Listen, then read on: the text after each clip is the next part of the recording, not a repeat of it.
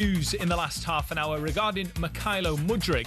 talkSPORT's Ben Jacobs broke the story. He has been handed a 4-year doping ban by the Football Association. It happened earlier this year. That is the maximum, the same number originally that Paul Pogba got, by the way.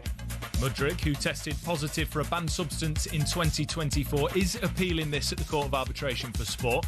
He denies all wrongdoing. You can read all the latest on our website at talksport.com.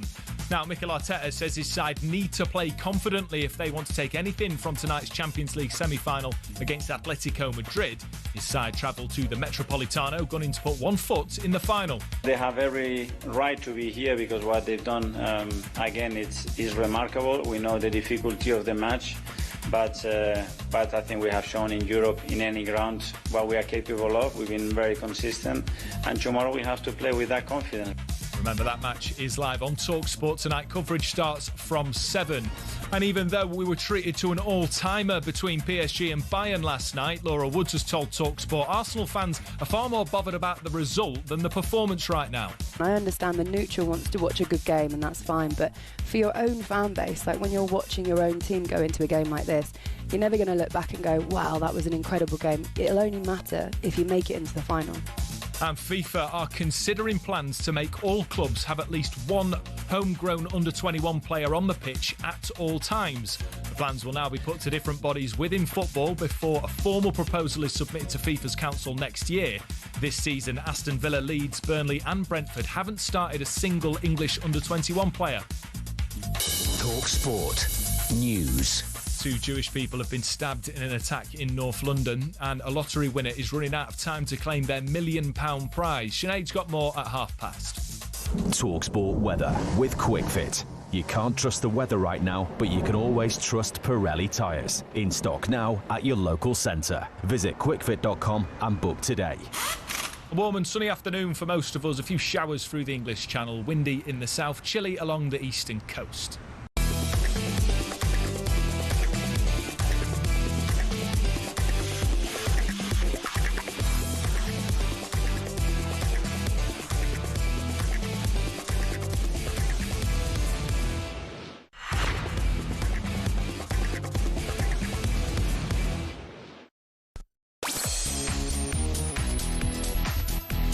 Hello, good afternoon. Welcome to Drive on talkSPORT. It's me, Andy Goldstein. No Darren Benty today. He's on co-comms duty tonight, as Arsenal will lose, of course. Fingers crossed.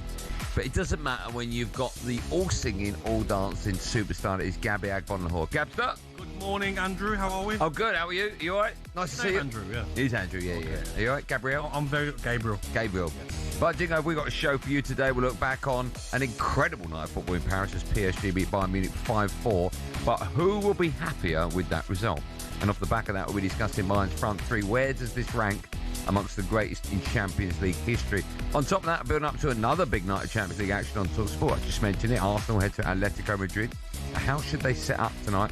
And we'll be joined by dart superstar Steven Bunting. All that plus Gabby's going to pick his current best 11 from European sides. And we'll look back on yesterday's end-to-end clash in the Championship between Southampton and Ipswich. Wasn't really end. It was end-to-end, actually, to be fair. It was like a basketball game. Yeah, fair point. Drive on talkSPORT. You can get involved. 03717 22 33 44. Yes, the wonderful Gabby Agbonlahor, fresh from breakfast. You're always on breakfast, aren't you? Yesterday I was the on. Gabby Agbonlahor breakfast Yesterday show. I was on. Yeah, you like breakfast, don't you? But you and I are doing a week of breakfast soon. Are we? Yeah, you know that. I've never thought here today. Here's my question to you, Okay. right? Here's my question to you about when I do that week of breakfast with you. Yeah. And I thought about this morning, and I think you're going to take it as a joke, but it's not a joke. Go on then. So I would imagine the thing to do in doing breakfast show is sort of get up. You're not going to spend as much time on your appearance as when you're doing an afternoon show. Just get up as late as possible to get in the car, right? Spot on. Now, I've got wonderful hair, and so I can't just get up, have a quick wash, and go. I've got to do my hair. You don't have that problem, Yeah. right? So you're probably Helps me. So you're probably let's just say that it takes. I get out of the shower, right? I wash my hair, so there's 2 minutes there. I then dry it. There's a minute. I then dry it with a hairdryer. Yeah. That's 5 minutes. Oh. So hold on. So I spend about 10 minutes a day. Okay. That's just over an hour a week. That's 4 hours a month, right? How do you know that I don't That's wake 2 up? days a year I'm doing my hair. How do you know that I don't wake up every day, even before breakfast shows, and shave my hair? Because you got the word hair in that title. Yeah. Yeah, but a little bit's gross. I know, Maybe I'll shave them off in the morning. Yeah, but how long would that take? That would take 30 seconds. Yeah, it can be difficult. Done. I'm saying I've got to blow dry. It's a good 10 minutes of work there. You do know that you can do a lot of the stuff here as well. Your makeup and hair you can do here downstairs. Makeup? Who does makeup? Oh, don't you have makeup? You can do your hair downstairs though. I could do my hair downstairs. Wonderful staff down there that can help you, mate. Can they? Okay. They're in early. All right. Yeah. I mean, I've got lasers that do it at home. Have they got that facility here? Oh, hey, Gabby, you all right? You well? I'm still in shock at what I watched last night. Oh, well, we're going to talk about that in a sec. Oh, sorry, mate. That's all right. I mean, you preempted it. Do you want to go straight into it then? Is that I what would you love want to, mate. Okay, well, let's do that then. It was unbelievable. It was possibly one of the greatest Champions League games of all time. But here's the question. Which side will be happier with the result? Ousmane Dembele, chance to make it 5! He has! It's in off the post! They couldn't come back, could they? Well, they definitely could. Diaz brings it down onto the right foot! It's 5-4! This is just ridiculous! But we're the richest, most powerful league in the world. We can't serve. We're incapable of serving that up. Incapable. Yeah, the Champions League semi-final served up an absolute humdinger between PSG and Bayern last night. PSG were 5-2 up at one point before Bayern pulled it back to 5-4 to keep the tie alive for the second leg. The Bayern gaffer Vincent Kompany spoke to our friends at Amazon Prime after the game. He was asked about the level of defending in the game. Yeah, I would say, well, what do you want? Do you want teams that... I think you've seen a lot of good defending today. Intense duels and this, but it's just the margins are so little, and you only have two ways. So the first one is to go full, or the second one is to retreat fully. The in-between doesn't work against that level of players. The in-between doesn't work against our level of players. An unbelievable game of football. And usually at this stage, I'd say no one saw that coming. But yesterday, in our Clutching at Scores, where we have to predict the results, Benty said that PSG will win 5-1 or 5-2, something like that. Okay. And I went, Bayern Munich will not concede. Oh, 4. I think 4-2, he said. 4-2. And I said, Bayern Munich will not concede 4 goals. What are you talking about? And all of a sudden, that gets served up. Do you think anyone, apart from Benty, do you think anyone possibly could have seen a game like that coming? 100%. I saw a game like that coming from watching both teams this season, watching how Bayern Munich defend, how PSG defend, how they both attack. I knew it would be over 3-4 goals, 100%. I didn't expect 5-4, but I expected a tie, maybe 3-3, 4-3 to either side. I didn't know who would win the game. But I was seeing my 2 oldest kids, and we sat there, and all you could hear was like the sound effects after every chance, every bit of skill, every goal. My daughter and my son are like, "What's going on? What the hell's going on?" Because those kids at the age of 17 and 15. They're not used to football like that. They don't watch football like that. They're sat with their friends or sat with me watching Arsenal play back to Raya. Every team being technical. Every team taking 3 minutes, take a throw in.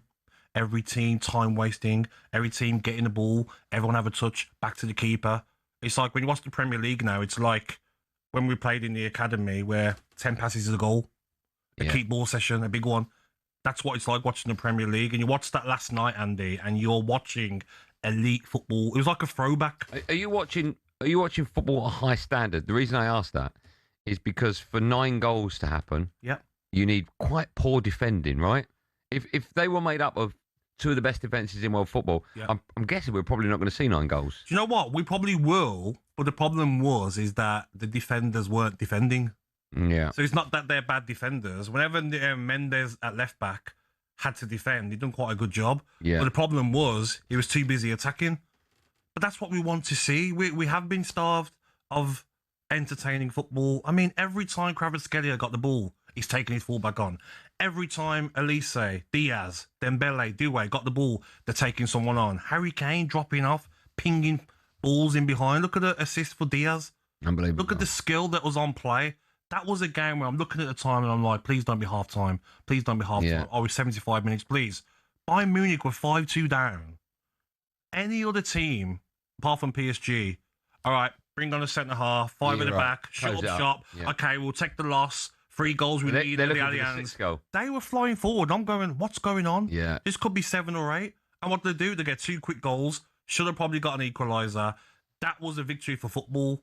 And anybody out there that says it's not great defending, you're an idiot. I don't care who you are. I didn't say that. You're not an idiot. You're a good guy. Thank you, man. I've heard people say it. And I'm like, are you an idiot? We are starved of entertaining football. Yeah. I've been going on about it all season. I see it at my club, Aston Villa. I watch Leon Bailey. I watch Jadon Sancho. They get the ball. They pass it back. Last night, Kvaratskhelia gets the ball. You're the fullback or centre-half on him. Doesn't matter. I'm not passing it back. I'm going to do a turn, bit of skill, 1-2, and try and make something happen. You mentioned the front line there of Bayern Munich. 100 goals between them this season. Kane, Elise and Diaz. Where does that Bayern Munich front three rank amongst the best ever? It's a horrible question to ask. It's hard, isn't it? Because the best for me that I've ever watched has to be Suarez, Messi and Neymar. What they were doing was unbelievable. And maybe we if we compared stats, maybe it's very close. But you also got to remember Mane, Firmino, Salah, Tevez, Rooney, Ronaldo. There's so many different partnerships. You're not putting a Villa one in there? Gabby, John Carew, Ashley Young is in there as well. But Andy, like what I loved about this front three is that, and every Liverpool fan must be out there thinking, what have we done? Luis Diaz was unplayable. He really is, isn't he? Unplayable. It's like he's having fun. That touch, when Kane put him through and he dropped his shoulder, like, even my telly went one way. Yeah. I mean, it was, I don't know how, well, not how you do that, but to have the composure to do that in front of goal. Exactly. When everyone else will be panicking and just try and get a shot off as quick as possible. If that's the Premier League, you're seeing the likes of, like, okay, people say you're going to Arsenal, but you'll see that probably tonight. Martinelli, quickly shoot and hit the defender. Yeah. No composure in those moments. Like, we are being starved in the Premier League. We call ourselves the best league in the world. Really? Really? How can we call the French league? Yeah, but the quality of football isn't. The amount of money we spend. I know, but the French league and the German league collectively as a whole, of course. So that's probably why the Premier League is the best. When we watched last night and we watched Bayern Munich and PSG, the way they play football. Yeah, I agree with you. Mate, before, that used to be every week. What will be fascinating, if Arsenal get through, I don't want them to for obvious reasons, but if they get through, they're going to play one of those two. You know what they'll do? Yeah, they'll put 15 behind the ball. He'll play 6 centre-halves. Yeah. He'll get the centre-halves back from loan. Yeah, and try and nick one. Yeah, he'll probably get Holding Which back. is what you should do, right? Which is what you should do. Listen, but here's one for you, right? We're going to talk about it later. There's a lady at the train station in Birmingham, Arsenal fan, and we always had banter for the last few years. And I was like, looking forward to tonight, and she's like, Gabby, even if we win tonight, I'm really tired of this team. I'm tired of this manager. It's not fun football. The game on Saturday was so boring, so lethargic, no energy. It's not fun. And that's a lot of Arsenal fans are saying the same thing. It's not fun. I know, if they win the Prem, she's not going to be saying, Gabby. I think she will, Andy, because I get it. Winning trophies, of course, as a fan, but you go and earn money, right? And you go and spend £300 for you and your kids to go and watch a game. Do you want to watch that crap that they put up against Newcastle on the weekend? Is that worth your money? On a game-per-game basis, no. Exactly. But if the ending result at the end of the season is winning the Premier League... So you don't mind if your team play absolute garbage? No, I don't. If they win the Premier League for Arsenal... So you come out the game and your kids are like, oh, wasn't many chances, Dad. For a game-on-game scenario, yes, I agree with you. But ultimately, it's all about winning, right? Yeah, but I get it. Okay, if Villa played Arsenal football and Villa won the Premier League, would you be sitting here complaining? Yeah, but I'm speaking from a different... But would you? I don't go to every game. I'm not paying for tickets. If I was going to every game and paying for my tickets... And you won? I would still be like, I want to see better football. But you won the league? It doesn't matter. Okay. How many managers out there have been sacked because the football isn't the way that the owners want them to play? It's not entertaining If you win the Premier, none. Like, I like watching Manchester United play now. I like watching Bruno Fernandes. It's attacking football. Look at Mainoo on the weekend with that amazing... I know, but what I'm saying, if it brings the result of the Premier League title, all will be forgotten. Yeah, but some fans, mate, they earn their money and it's expensive now to watch a football game. 60, 70, 80, 90 quid. Well, it's only about a bit of food. You'll travel, you take 3 kids and your partner. You're talking hundreds of pounds and you go and watch a game like Arsenal on the weekend. I get that. And you're like... Kids are like, Dad, why is no one attacking? Why are players running the ball out of play? Why is players taking 3 minutes to take a throw-in, Dad? Why is everyone coming up for the corner like it's Why is like... your kid asking so many questions? Like, shut up. Yeah, shut up, you little... Trying to watch the game. But last night we were spoiled, and I want to see more of that. I hear what you're saying. Just going back to last night, I think it's a great question. We're going to start the show with this question, 03717223344. It might sound an obvious question on paper. I don't think the answer's that easy, actually. Out of the two sides, who's going to be happier? Is it the team that won 5, PSG, or the team that lost and scored 4, Bayern Munich? An answer? Yeah. I think Bayern Munich will be happier because at one stage they were 5-2 down, and to get that back to 5-4, and you're going back to the Allianz Arena, like they've got every chance now. Do you not think the PSG players and supporters will be thinking, we go into the second leg with a 1-0 lead, and that's all that we ask for? I think they'll look at that, of course, but then they'll look at what was left, 20, 25 minutes left, with 5-2 up, now it's 5-4, and we're going away from home. Vincent Kompany already said last night, if any fans feeling a little bit poorly, don't come to the game, give your ticket away. He wants every fan in that stadium. I think the last tie they had against Real Madrid, I think there was like 500,000 Bayern Munich fans waiting for a ticket for that game. Wow, okay. So that home advantage... Is that a real number, you made that up? No, I heard it on when I was watching the... You didn't hear it on White and Jordan because they make a load of stuff up on that show? I'm not getting involved. What? I'm not getting involved. No, what show did you hear it on? I'm not getting involved Honestly, in beef. Pluck numbers out the air, they do. Especially when it comes to the Rangers. Right, we'll take your calls on that. Which side will be happy with last night's result? PSG that won it, scoring 5, or will it be Bayern Munich who lost it, but only by a goal? And it could have been a lot worse. They scored 4. The only numbers you need to worry about are ours. 03717223344. Dial that. You can have your say next live and drive on talkSPORT, just to keep you up to date in the world of snooker. You know I love a bit of snooker. Xing Tong, defending snooker champion in the world. 1st to 13. He's trailing by 2 as Sean Murphy leads 11-9. 03717223344. Have your say. Who will be happier out the two sides from last night?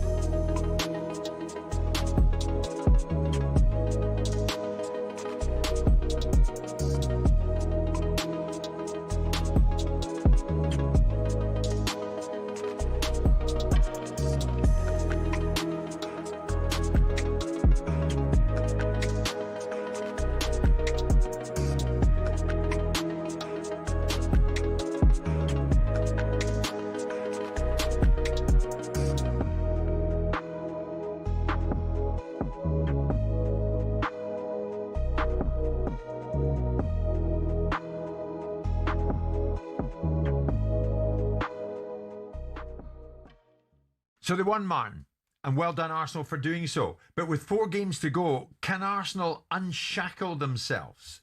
Do they need to? Well, I mean, look, to be honest, the situation Arsenal are in is normal. It's never easy to be a team that doesn't win it after successive years. 22 years for Arsenal, 26 years, wasn't it, for Manchester United, 44 years for Man City.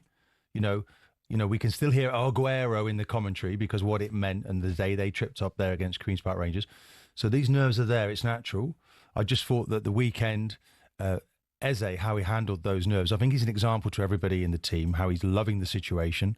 I was stunned by the naivety of Newcastle, not recognising that, okay, we're all marking in the box, but that's not the player we need to pick up. And there was 2 early corners that was assigned to that, and his finish was magnificent. But that's strange, isn't it? Eze, the one player who's never been involved in a title run-in, in a title race, is the standout. Yes, but you think about his progression in the game, 27 years of age. Arsenal didn't want him, rejected him. His route to this level, he's enjoying the moment, embracing it, and that has to be the attitude. I think if I contrast that with Zupimendi, he's played a lot of games. It's a difficult moment for him, but then these are the players you support. The result does the trick. It gives you that tonic. It makes you think you can keep going. You know, we've sat here now so many times. For me, it's been like climbing Mount Everest here. We have 4 games to go where Arsenal are top of the league and in the semi-final of the Champions League, and there's a crisis everywhere every week.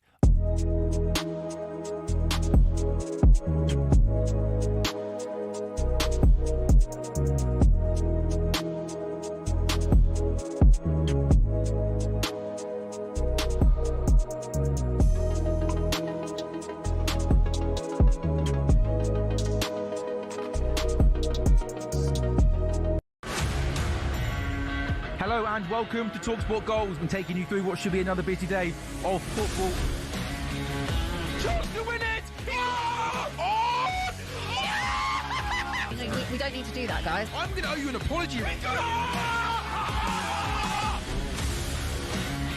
How would you get to that conclusion? That's a weak mentality. Oh, get out of it.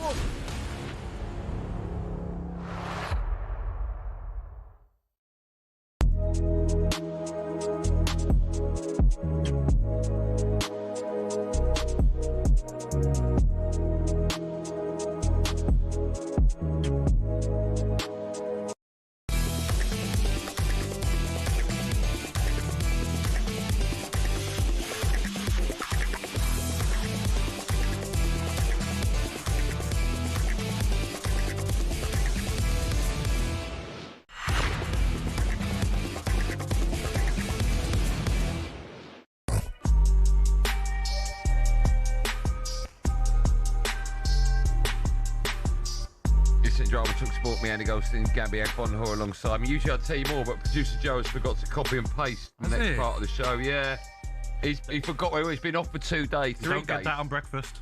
Ollie Thornton, is he on it?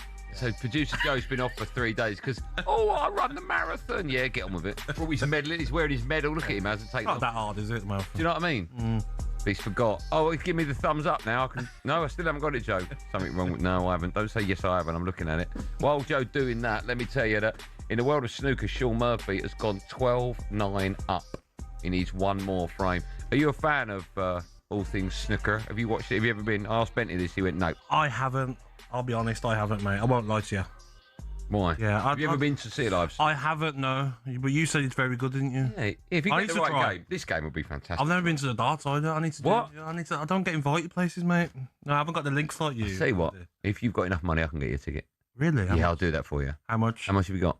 Will I see them end-to-end darts? What? End-to-end darts? End-to-end darts, or will it be a Snowfest? I'll get you in the VIP bit. All right, mate. Thank you. Thank you. Just give me £500. Make the cheque payable to cash. As long as they don't park the bus when they're throwing the darts. Cheers, mate. I don't even know what that means.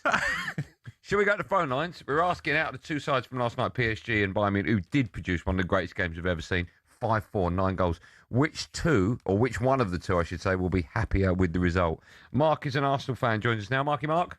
Good afternoon, Mark. Afternoon. I just want to apologise in advance on behalf of Arsenal for any neutrals tuning in tonight, hoping for a similar game to last night, because you're not going to get it. And I think, it was an unbelievable game. I think obviously at 5-2, the tie looked dead and buried there. So I think 100% Bayern Munich, they'll be confident with a goal deficit to turn that around now. Like, you kind of feel that the tie was there to kill the tie for PSG, and they've let Bayern back in. Yeah. So I would 100% Bayern. But I think, as an Arsenal fan, talking about like the style of football, like it was a sobering experience. I think, and this is the most galling thing for me as an Arsenal fan, because we have spent a lot of money, particularly last summer, on the attackers. We just don't have the calibre of attackers that PSG and Bayern have, And I even include, I don't know, he's still getting over his injury, as Saka in that. I love Saka to bits, and people talk about him as being obviously our best player, one of the best players in the league and stuff, but that's the level Saka needs to go to. You see Kvaratskhelia, you see Dembele, you see Diaz, even Olise. These players on these big nights turn up and deliver consistently, and I think Gabby's point about the football, I'm a season ticket holder, and I agree, the football's not great. The only thing I do keep coming back to is that in Arteta's first title charge a few years ago, we played some of the best football I've seen at the Emirates since the Wenger days. We were smashing teams 5-6, but people forget in that run-in, we started letting a lot of goals in and letting leads slip. There was the 3-3 against Southampton, the 2-0 lead at Anfield, which we let slip. There was the 2-2 at West Ham, and I think Arteta was scarred from that. Mark, I totally get it. Like Arsenal fans, some of them, and the club, the manager, players want to win the Premier League, the Champions League, whatever way they want to win it. But as an Arsenal fan, do you leave games? And if you go with your kids or whatever, or friends, and be like, "Oh, that was great today, wasn't it?" Oh, do you know what I mean? You don't feel like that after games? Yeah, I don't. I think, Andy hit the nail on the head, right? And this is a debate I've had with a lot of the Arsenal fans I go with. I think fans are quite fickle. I think you will tolerate that football if come the end of the season we're winning the league. As we've discussed, there's going to be no asterisks. There's going to be no...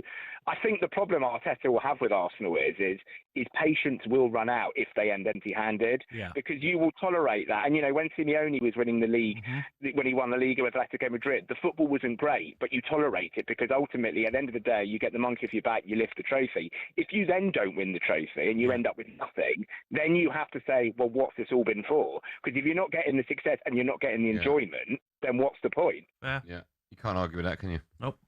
Let's go to James. He's a Leeds United fan. Thanks for your call. James, hello. Good afternoon, James. Hello, how are we doing? Yeah, good. How are you? Yeah, good, thank you. Not so much on the Bayern game last night, but I hate this narrative that football was so much better 15, 20 years ago. Who said that? Gabby was speaking, he was like, oh, it was a throwback, a throwback to when? So you don't remember watching the Barcelona Real Madrid games? I've seen games recently. I saw Liverpool, Man City a couple of years ago. Them and Klopp and Pep was going at each other. I wouldn't say that. Yeah, exactly. I'm saying, 2-3 years. are you saying that the football you're seeing this year in the Premier League is entertaining? I think certain teams are, yeah. I think I like watching Bournemouth. I like watching Bournemouth play.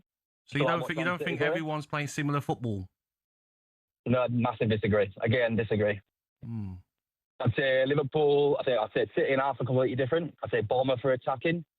That's just my opinion. I think if you go every year, people always say football is so much boring this year. If you go back to 2005 and put in Google Premier League boring, it'll come up with an article about football's boring nowadays. It's just every year people say football's got worse. Football's got worse. Yeah, that's a fair point. Can't argue with that. It's just to cut you off there. It's just your opinion. You're going to say I agree with your opinion, James. His opinion. I disagree. Do you know what? I think this year in the Premier League is quite exciting. Actually, you've got an unbelievable battle for survival, right? And it's not often we have a title race this close, is it? Yeah, but Okay, when was the last time we had intrigue at the bottom and the top? I can't remember. Oh, 100%. Not like this. Yeah, but no one's saying that. I'm not saying about that there's not anything on. Of course, there is the relegation, the top 4, the top 7, Brentford, Bournemouth, Fulham, whoever it is fighting for it, Sunderland. No one's saying that. I'm saying when I watch football now, it's not as entertaining. How many times do you see? He's talking about 2005. Go to 2006, 7, 8, 9, 10. Look at the goals Ronaldo was scoring. Look at the screamers. Players had the chance to shoot from anywhere. Now it's all tactical. No, the probability of you scoring from there, 30 yards. But the only thing I'll pass say it out wide. is that the rubbish teams back then were appalling. Oh, of course. The gap between the so-called middle of the Prem, the bottom of the Prem, and the top is a lot closer now. 100%. But how many games this season have you, on a Super Sunday or Saturday evening, said, wow, that was unbelievable, the end-to-end attacking play? We've got every team waiting for throw-ins. Arsenal done it on the weekend. I'm watching the game and I'm like, this is it now. I'm not going to watch any more Arsenal games. Can I ask? They're waiting. Can I ask, when we do breakfast, you're going to be happy in this in the morning? No, I'm not. Because, you're shouting and screaming. And tonight, I'm not watching the Arsenal game. I'm going to watch Michael Jackson. Well, is he coming around your house? Yeah. I'm going to watch the Michael Jackson film. Why are you going to watch that? Because I'm not watching Arsenal anymore. I'm sick of him. It's boring. You'd rather watch Michael Jackson? I've heard it's a great film. I think they've left loads out in that movie. Have they? What? I don't know. I haven't seen it. No, I'm serious, because it finishes in 1989 or something. So you reckon they'll bring out another one? Convenient they stopped there, isn't it? Is it? As in there's lots more. No, I'm just saying he's got such a big life story. What else have they missed out on? No, want to go into it? I definitely don't want to go into it. We could do a podcast. We can do a podcast. You can say what you want on a podcast. But Michael Jackson for me tonight. Can't wait. Okay, who are you taking? On my own. Yeah, that's probably wise. Yeah. Still to come, we'll be asking if the Championship is the best league in the world. Who's going to ask that? I'm not going to ask that question, Joe. You can tell producer Joe's back. But first, it's time for no Googling. Last night, Harry Kane became the first ever English player to score in 6 consecutive Champions League games. Whose record did he break? I.e., who scored 5? All right? Someone, an English player, scored in 5 Champions League games on the bounce. Harry Kane's broken that. Why would you say that? Steve Malbronk. No, you're wrong. The answer to that and more coming up live and drive and talk sport when we come back. Sean Murphy, 12-9 up. Zing Tong at the table, but all the reds are still on it, so a long way to go in this one.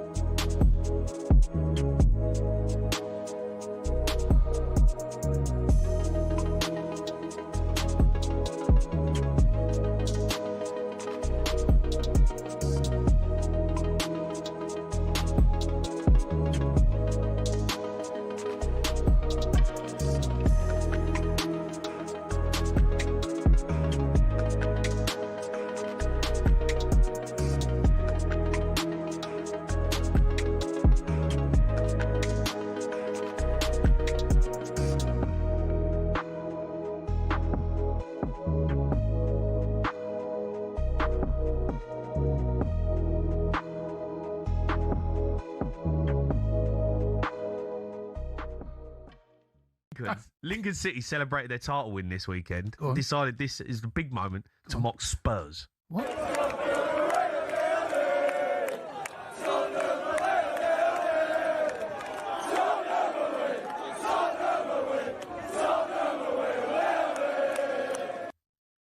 Oh my God! up the imps. Up the imps. Jay, Tottenham away, ole ole. That is shameless. I don't know where to Tottenham. go.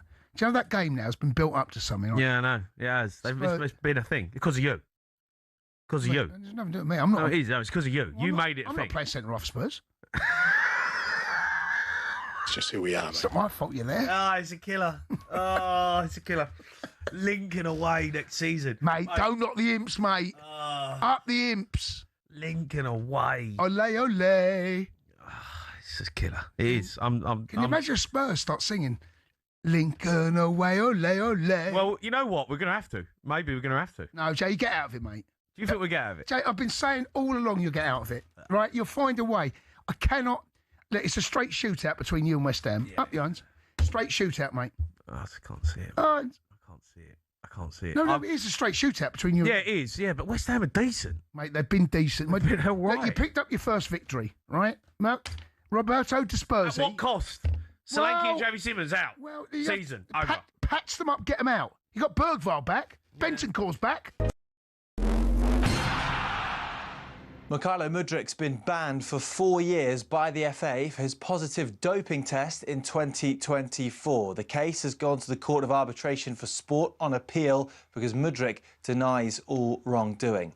After that PSG Bayern all-time classic last night, talkSPORT's chief football anchor Adrian Durham's not expecting a similar spectacle tonight. This Arsenal side is more Simeone's Atletico Madrid than the current Simeone's Atletico Madrid. There's a lot of dark arts, gamesmanship. Gabriel, he must be one of the most hated footballers in the country. Laura Woods told talkSPORT she couldn't care less about the quality as long as the result's the right one. I understand the neutral wants to watch a good game, and that's fine, but for your own fan base, like when you're watching your own team go into a game like this, you're never going to look back and go, wow, that was an incredible game. It'll only matter if you make it into the final. Severe storms are forecast tonight in Madrid for the first leg, but Mikel Arteta's not fazed by the challenging conditions expected.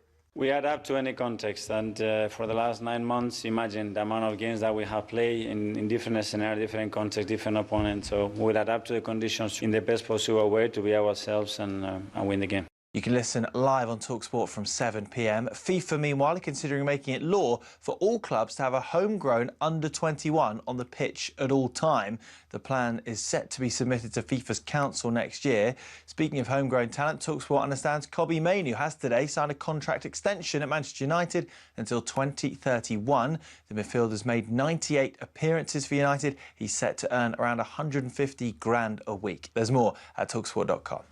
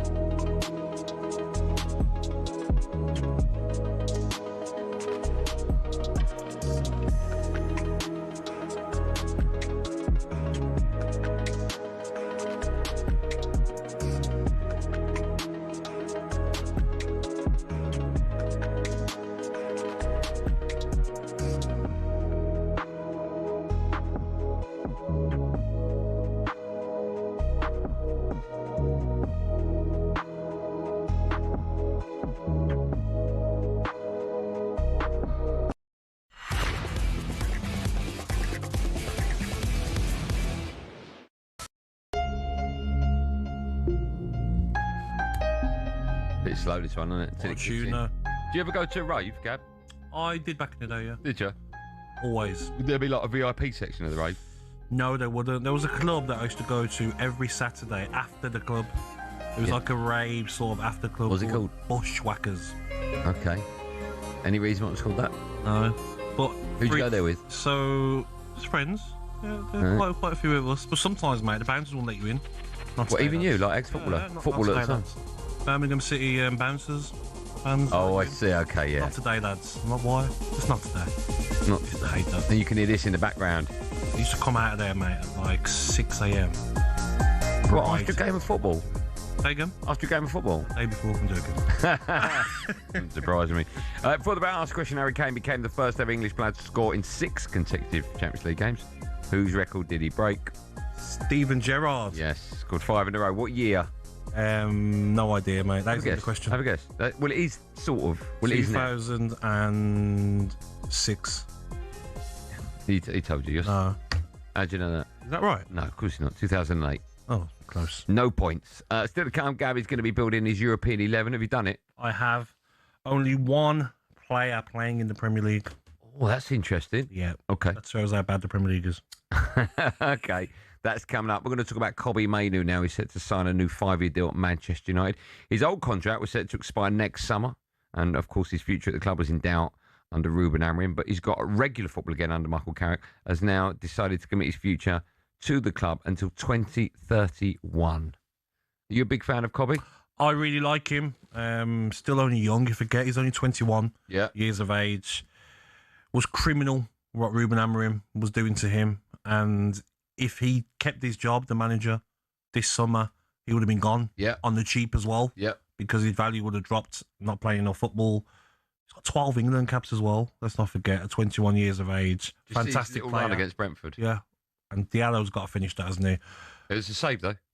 Oh, yeah, it was a great block, wasn't it? A block, body defender. Yeah. But Mainoo, listen, he's fantastic on the ball, outside of the boot. He's very good at that side of the game. But he's got to score more goals.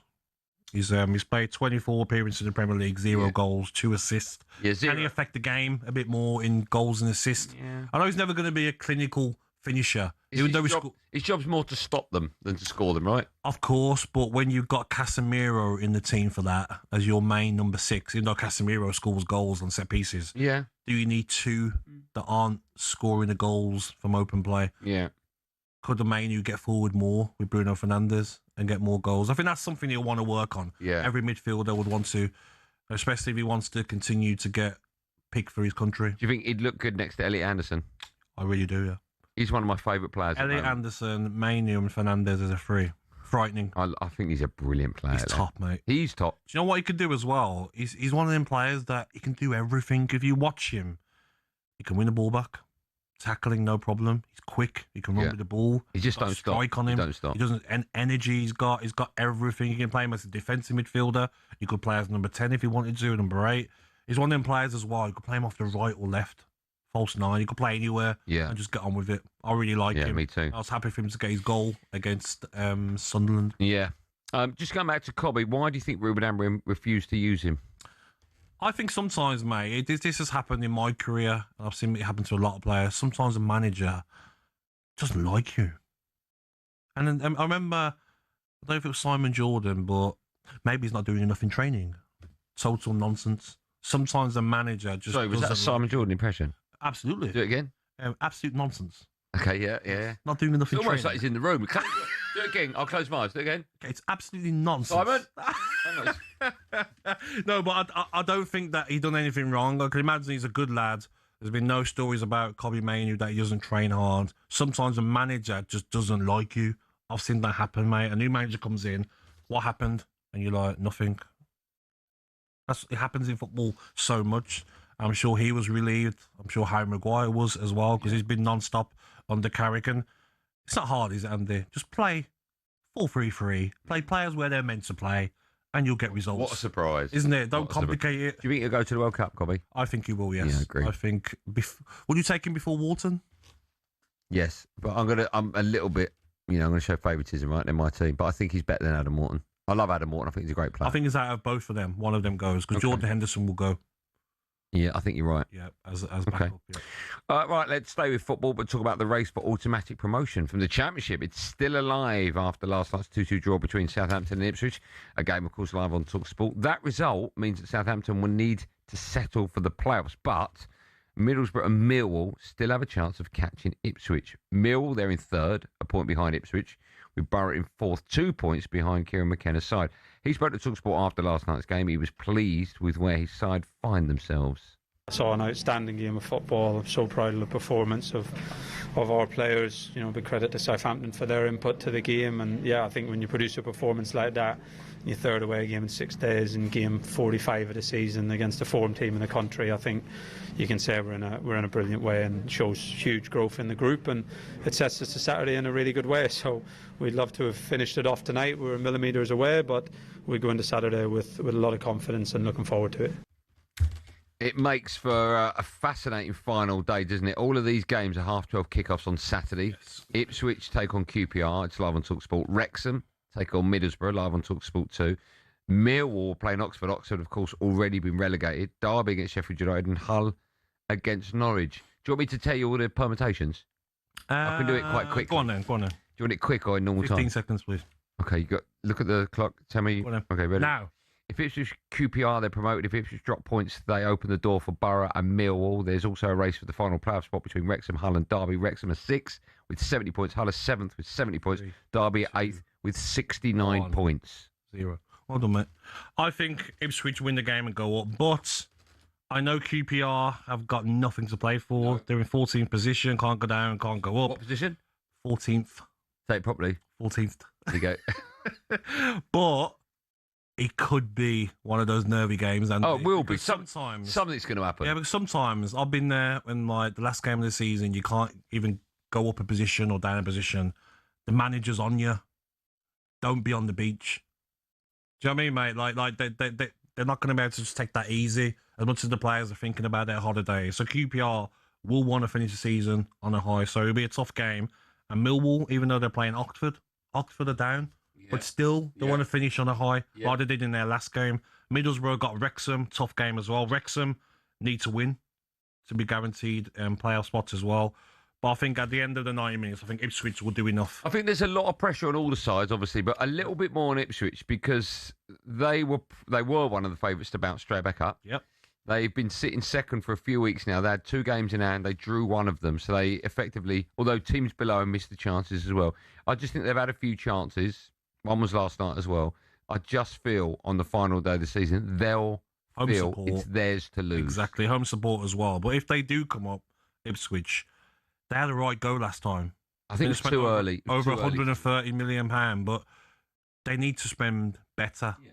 Look at Sunderland, right? Spend That's wisely. The blueprint. Can you get some good deals? Like, you have to be clever because Ipswich can't become a Norwich. No. I think yo-yo team. I think when you look at what Sunderland did, they mix youth with experience. I think experience is key. Getting Granit Xhaka in 100% was to captain the club as well was fantastic. Exactly. Premier League experience is what every team who gets promoted should go and get. And also, it's a big wide world out there. Sunderland done that. They went and got players from different leagues. Yeah. Don't just be looking at players that maybe have got relegated and they're coming back up. But I think Ipswich will get the 3 points. I think Millwall will win as well. You're not a fan of Millwall, right? I know you don't like them. I don't mind Millwall. You've said to me off air you can't stand Millwall. West Ham. I prefer West Ham. But... Yeah, you don't. Okay. Let's speak to Joe. Oh, he's a Millwall fan. Hello, Joe. How you doing? Hello, Joe. Hello, boys. How you doing? How's it going, geez? It's going well. It's going well. Thanks. Just on the way home from work. Had a lovely day. And I can't wait till Saturday. How you feeling? And I'm feeling good. Whatever will be, will be. Look, we've had an unbelievable season. To get 80 points with the injuries we've had, with the limited budget we've got, is a miracle, man. And it gets on my nerves when you get too many football snobs like you and your cohort there. Why am I a football snob? Why are we snobs? What are you talking about? Right, okay. Come on, so Joe. even when you talk about Millwall, you mentioned Middlesbrough first. We're third, mate. We're third, fourth. Hold on.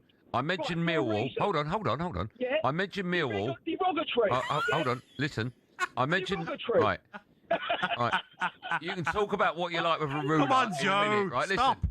When I mentioned Millwall, look, I've got a fader there, so no one can hear you currently. So when I mentioned Millwall, I did mention Middlesbrough, QPR, Wrexham, Ipswich, Oxford, Sheffield United, Derby, Hull and Norwich. All right, let's see if he's still there. Listen. Oh, there he's back now. Still talking. All right. How good's that button, by the way, right? I can fade you down whenever I want. It's all right, Zach, but yeah, it's all right. I bet your wife wish she had one of those buttons for you. Go on, Joe. I'm in the doghouse.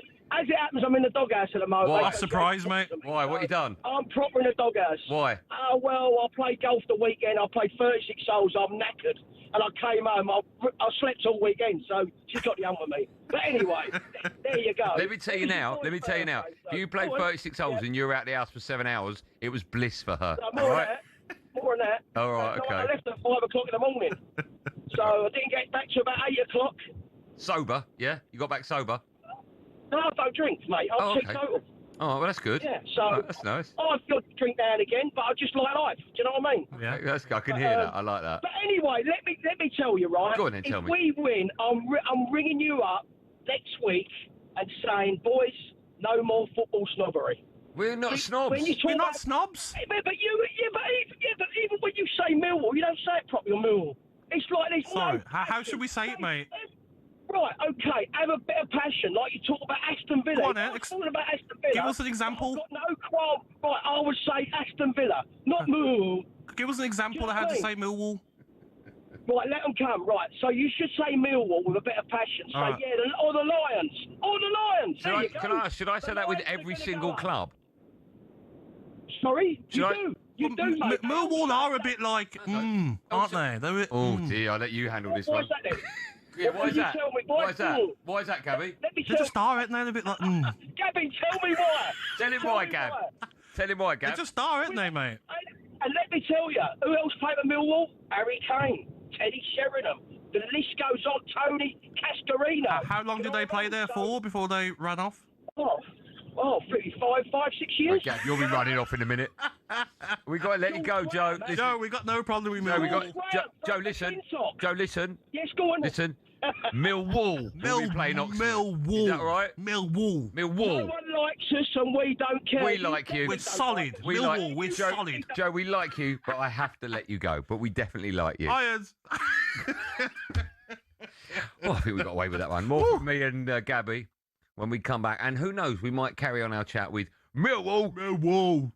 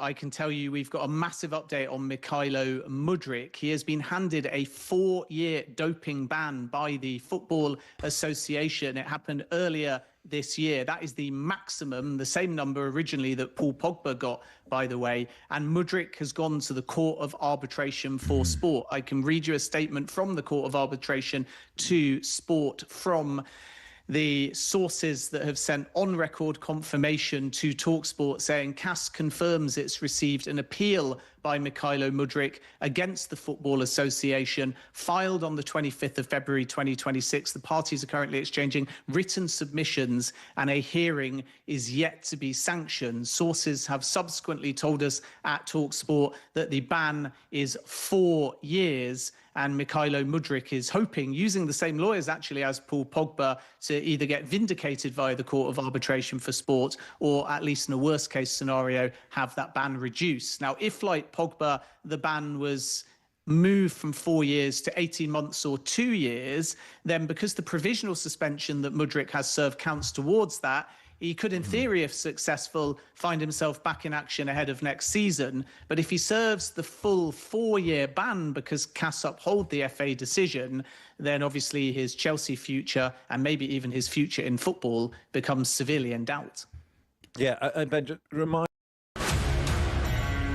Hello and welcome to talkSPORT Goals. I'm taking you through what should be another busy day of football. Chance to win it! We don't need to do that, guys. I'm going to owe you an apology. How would you get to that conclusion? That's a weak mentality. Oh, get out of it.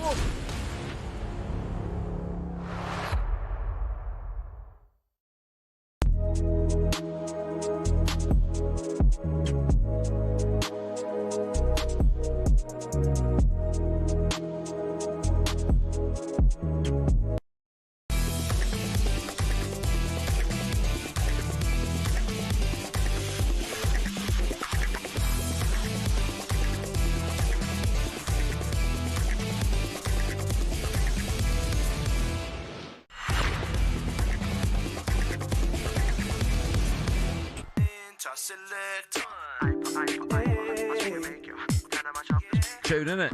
Who is it? What? Craig David, isn't it? Is it Craig David? Yeah, Beau Selector. Yes, tune. Straight off on talkSPORT, me, Andy Goldstein, Gabby Agbonlahor.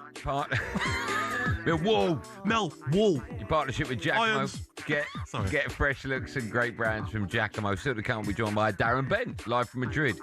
Heard about Let's Go against Arsenal. I'm hearing there's storms over there. No, is he took a not jacket? Sunny. Umbrella? His trainers are going to get ruined. So hot here today as well. It's too hot, if anything. Too hot. Just quickly, FIFA are considering a new plan which require teams to have at least one homegrown under-21 player on the pitch at all times. I mean, that's never going to work. No. I don't even know how that can work. No, so what about if he gets injured? And what if you're just picking someone because they're under 21? Not that they're... Yeah, the level of football could go down. Exactly. Pick the best. 100% agree. Maybe in a match day squad. I get it. But then it's pointless. He ain't going to be used. That would never work. Spurs reportedly interested in Marcus Rashford this summer. If they avoid relegation, it says here. He would not. I don't think they will. No, I don't think he'd fancy that, to be honest. Barcelona to Spurs. No. Tottenham. So 1 week you're playing Real Madrid, next week you're playing Lincoln away. I know, imagine that. Empty stadium. Not good, is it? All the corporate seats not taken. Time now for this.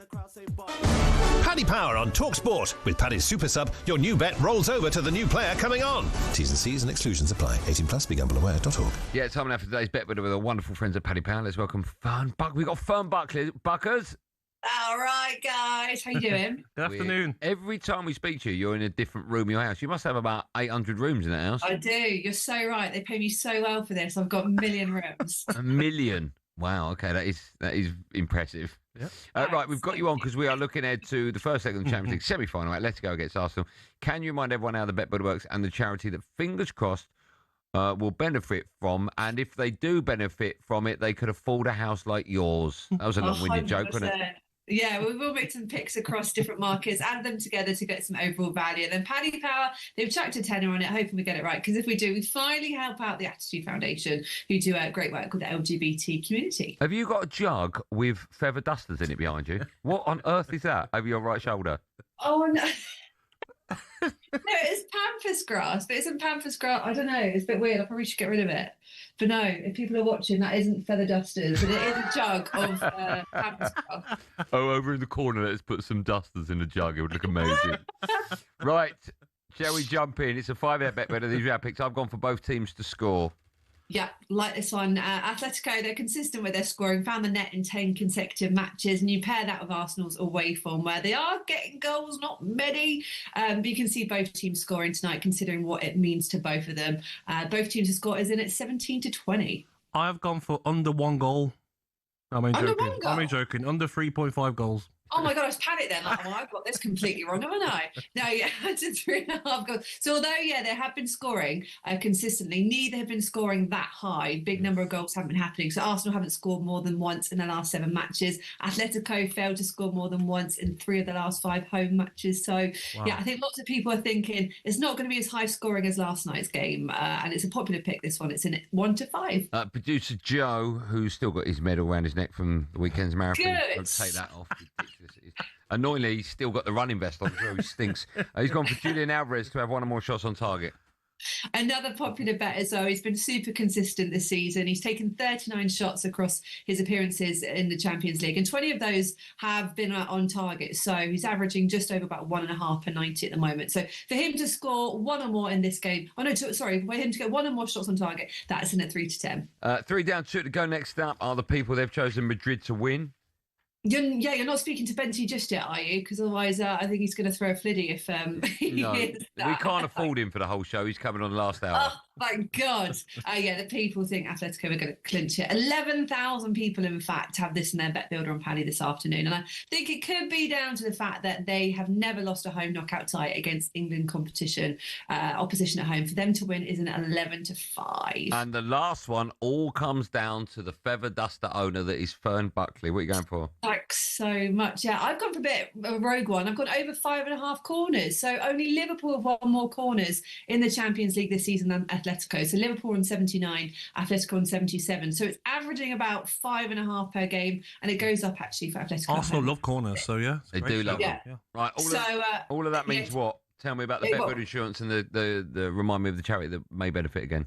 Yep, so my one comes in at 1 to 33, so it all comes in at just under 11 to 1. So from a £10 bet, you get a return of 120 quid, and if we get it right, it goes straight to the Attitude Foundation. They need it, and it does amazing work with the LGBT community. You're amazing, and you do amazing work on our show. Thank you very much for coming on. I'm off to get my fellow dusters. I think 4's enough. All right.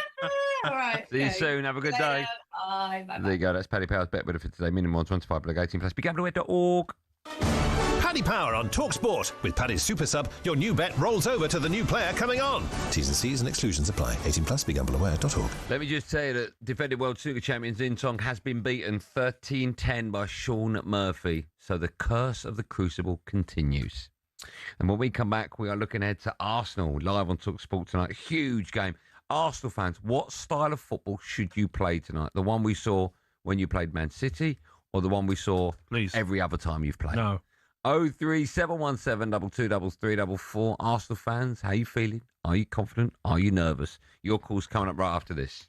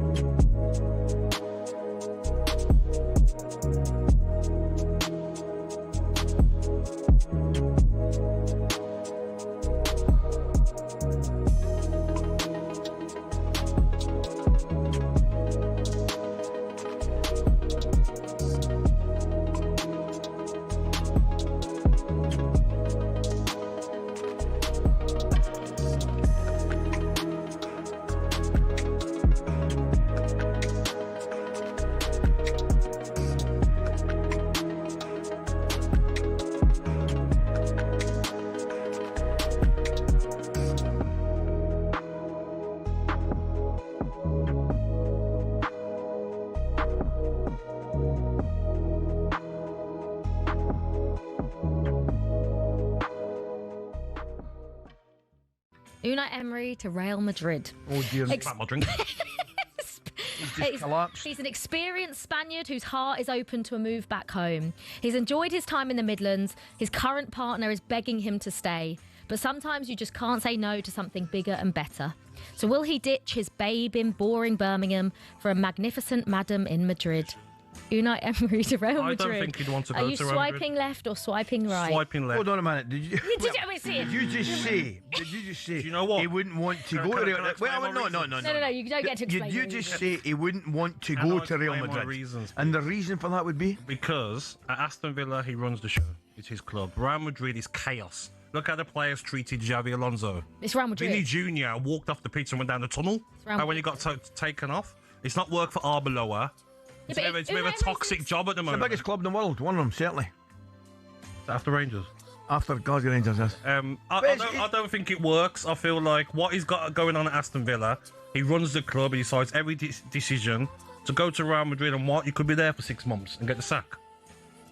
Is this because you want this to happen? You don't want this move to happen? I don't see it. That's why I'm swiping left, because I don't want it to happen. No. I love him. I don't see it We can't do what you want. We think what you think is going to happen. I don't think it will happen. I think he's got something good going on at Aston Villa.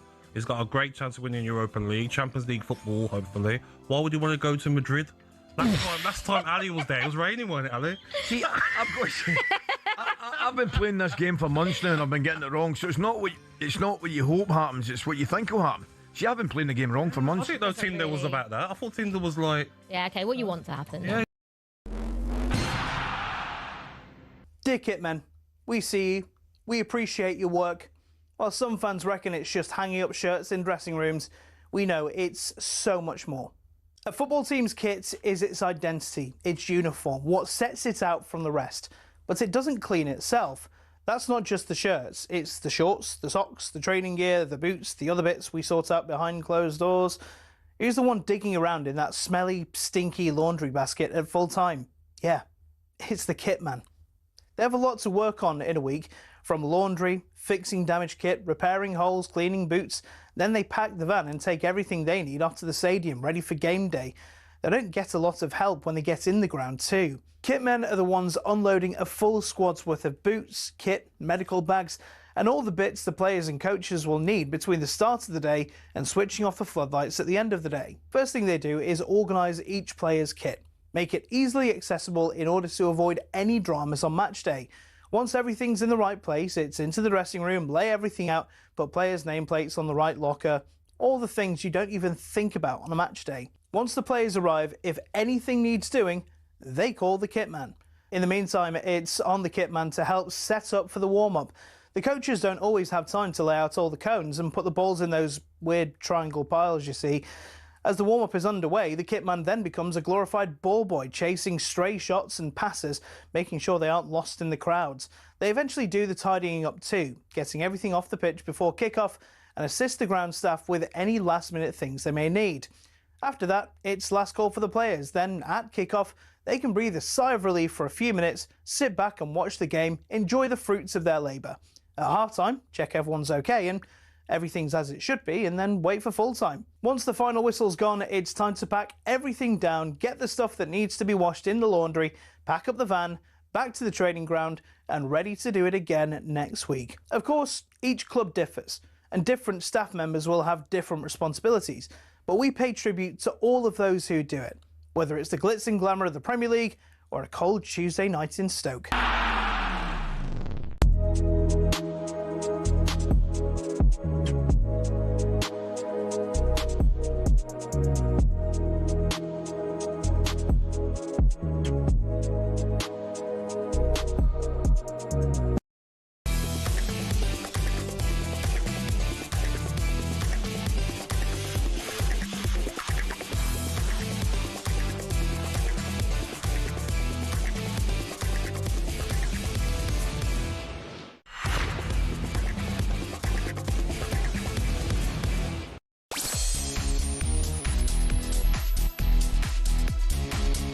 Welcome back to our number 2 drive time on talkSPORT. It's me, Andy Goldstein, and a superstar alongside me goes by the name of Gabby Agbonlahor. Oh, great company, Millwall. I'm only joking. Like Millwall. Are you saying irons or lions? Lions. I don't think you are. I think you're saying irons to wind them Lions, up. mean? Yeah, you know what it means. No, lions. You better be careful. We're in Millwall territory. In Millwall Lions, yeah. I've got loads of friends. Oh, have you? In high places? In Millwall. Millwall fans, they're my friends. You need them. We like each other. Still to come, Gabby's going to be building his European 11. Lions. Oh, Lions. Lions. What are you saying, irons? Lions. But now Arsenal go away to Atletico Madrid in the Champions League semi-finals. And, of course, it's a game you can hear live right here on talkSPORT.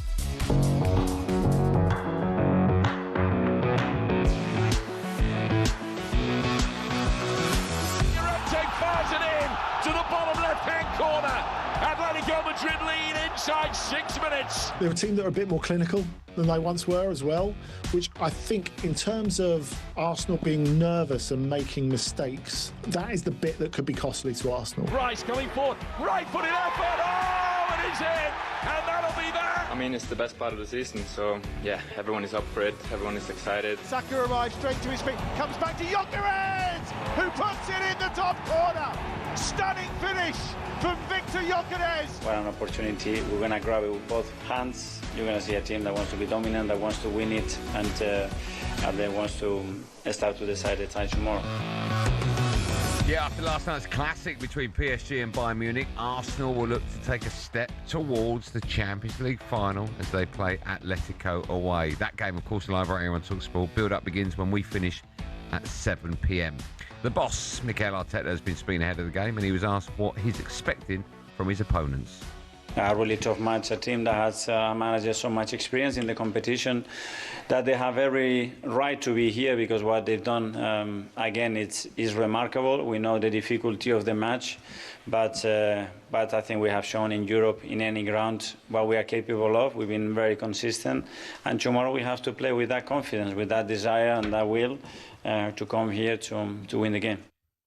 I think it's fair to say Arsenal aren't necessarily known for their flair attacking football. Yeah. Although their performance against Man City, you can argue that Man City allowed them to look the way they looked because of the way Man City set up. Yes. But they still easily could have parked the bus. Yeah. They could have parked the bus. They showed heart against Man City and they went after them. Yeah. How do you expect them to set up tonight and approach tonight's game? I'm hoping that... I don't think they'll be as attacking as they were maybe against Manchester City, but I still think you should be looking at this game and saying... Saka, does Saka start? Do you play Martinelli on the counter-attack? I don't know if Havertz is available, but Gyökeres plays as well. Is it Eze, Odegaard? It just frustrates me, Andy, because they've got the talent. They've got the players to go and beat teams 2-3, 4-0, but they don't do it. Is it the manager telling them to stay back? Because when I watched the Newcastle game the other night on Saturday evening, I'm just sitting there confused. And it kept on showing the fans in the stadium. They're biting their nails after 55 minutes. Yeah. They're nervous. They're thinking, come on, guys, you got one early. Come on. What's the problem? Is that coming from the manager? Stay back. I know he likes to play Hincapié. Must be, right? right? Left back instead of Lewis Skelly and Calafiori when he's available. It must be coming from the manager because it's a painful watch at times. Declan Rice looks shattered. He looks shattered, mate. And that could be a problem for the World Cup. Because when you watch him, he's on the floor after games. Doesn't look like he's got the energy during games anymore.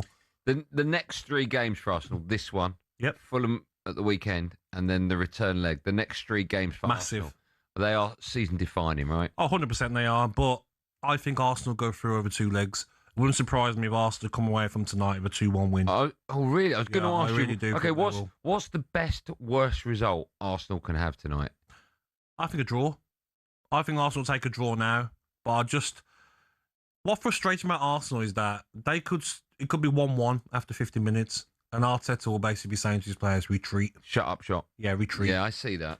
And that's not fun to watch when you've probably got the players to hurt. No, but Atletico are guilty of that, right? They're not fun to watch. Yeah, but they're better than they've been in recent years. They've got the likes of Alvarez, Griezmann, Lookman. Yeah. Lookman and Alvarez are frightening.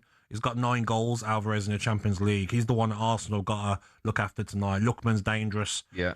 But defensively, they're not great. They've got Longley at centre-half of Atletico Madrid. He was at Villa a couple of years ago. Can't run, slow. Arsenal exploit that tonight. If Arsenal have only got 1 win in their next 2 games, this and Fulham, which is a bigger win for them? Fulham. Yeah? 100%. Because that's the one that they want, the Premier League. Champions League, they never won, of course. But if you offered Arsenal, Arteta, 0-0, 1-1, 2-2 tonight, I'd bite your hand off. If that's to lose one of the games 1-0. Tonight. It's tonight. Yeah, because the tie's still alive. Yeah, getting back to the Emirates. They can't afford to lose against Fulham. But this will be tough. Atletico Madrid have never lost a knockout game against the English side. 1-3, drawn 3 against English opposition. They've never lost. Let's say that again. Atletico Madrid have never lost a Champions League knockout stage. At home or at all? Oh, at home. Sorry, at home. Against the English side. Okay. 1-3, drawn 3. Only 3 defeats out of 23 games this season at home. Yeah. So it's going to be tough, but I just think that the players Arsenal have got, with the right tactics tonight, why not go there? If Arsenal go 1-0 down, do you expect them to try and equalise or just sit on the 1-0? No. I don't think it's that bad. I don't think we're talking that level with Arteta yet. Well, do you know, I don't know, because a 1-0 defeat ain't bad, ain't the end of the world. I think Arsenal fans now would take that, because I don't think Arsenal fans genuinely believe. Do you know what he has to do, though, Andy? They're not great defensively. Who? Atletico Madrid, they're not. All right. Recent years, they have. Talking 3, 4, 5 years ago, yes. Yeah. This Atletico Madrid at the back will give you chances. They even give Spurs chances. Spurs score goals against them. If I'm Arsenal tonight, you're not going to go and play like PSG and Bayern, of course not. It's not the Arteta way. But still, the players you've got available, midfield tonight of Zubimendi, Rice and Odegaard. If you play Martinelli, Saka and Gyökeres, you've got so much talent there. Can I ask, you've played at the highest level, I haven't. You've played games where you have to win, there's pressure on you. Yes. I've never understood how collectively a group of players can feel pressure. I understand how, if you're a snooker player, if you're a tennis player, etc., if you're on your own, a golfer, I understand how nerves can affect one person. Just explain to me how collectively that can affect a group of players. I think it depends what group of players they are. I think it affects Arsenal because this group of players, some of them have won the FA Cup, haven't they, with Arteta? Yeah. Most of them in an Arsenal shirt haven't won a trophy. Because Manchester City have been hunting them down, it's the nerve factor. Even when they lost against Bournemouth at home, they couldn't get out. They couldn't get past the halfway line. That's not because Bournemouth are a better side than Arsenal.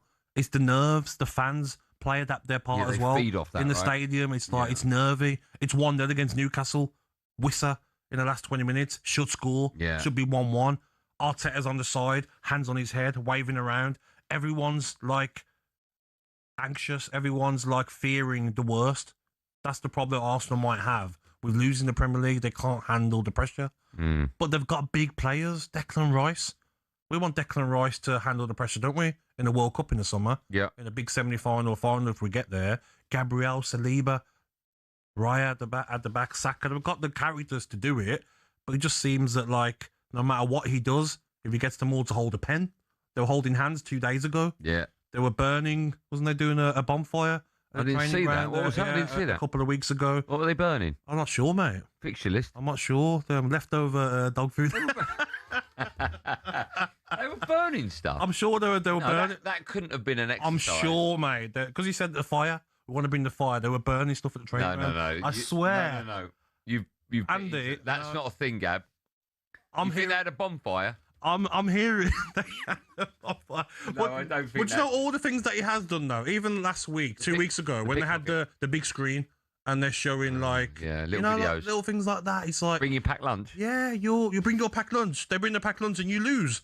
You take your packed lunch home. Couldn't eat. I was nervous because the way your team's playing. You know, like, all these things that he's done haven't helped his football team. Relax. Don't see Pep doing this, do you? No. So I just think tonight... What's going to happen tonight? I think Arsenal win 2-1 tonight. All right, okay. How important is that first goal? 2 corners. I don't think it's that important, to be honest, tonight, Andy. I really don't. I just look at watching this Atletico Madrid. They can score goals. They've got threats. Griezmann. They've got Lookman. They've got Alvarez. Strong in midfield. Koke. They've got some very good players in that team. But defensively, they're not great. Arsenal should get after them. You think Arsenal win it? I think Arsenal win tonight. A reminder, it's a game you can hear live on talkSPORT. Of course, build-up begins when we come off air. And in tonight's show, we'll have team news ahead of that mouth-watering tie. Arsenal fans, how are you feeling? How do you approach tonight's game as well? Do you approach it in the same way you did against Man City? Or maybe a little bit more cautious? Is it all about making sure the tie's alive when you take them back to your gaff? 03717 22 I know loads of Arsenal fans want to have their say, so don't hang around, pick up the phone. You could be next. 03717 22 dial that. You can talk about Arsenal live on Drive on talkSPORT right after this.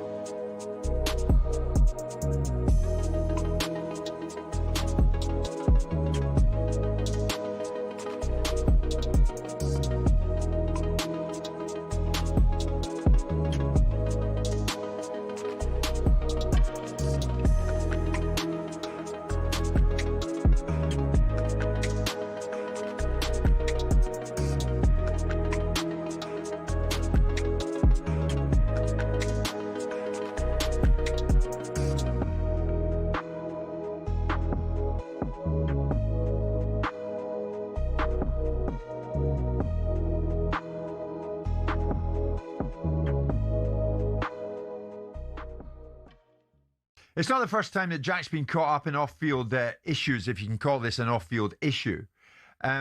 Way back in March 2020, during the first COVID-19 lockdown, he was involved in an incident in Solihull, a car crash, 24 hours after urging fans to stay home on social media.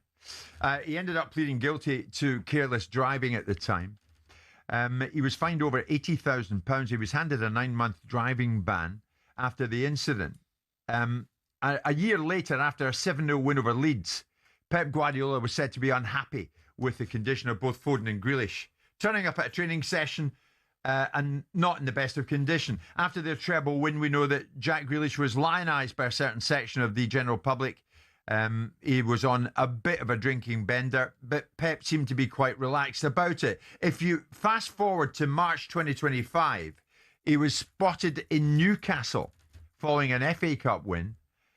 He visited a social club in Washington near Newcastle on a Sunday. He was described as a total gentleman by locals. He posed for photographs, but then when he left the pub, he seemed somewhat unsteady on his feet. He looked a bit worse for wear. And Pep ultimately was asked about that and the sequence of events that led up to that. They know what they have to do. So day off is day off. It's no training. They are a private life. They will do whatever they want. I'm not going to control what they do in the private life. So I judge when I have to see with the pitch, the training sessions, and the performance in the game. That's what I judge. I judge the players.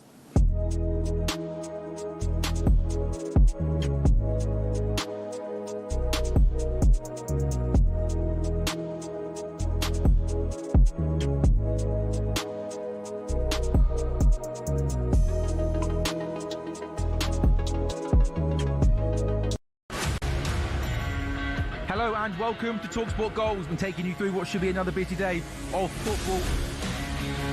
Chance to win it! Oh! Oh!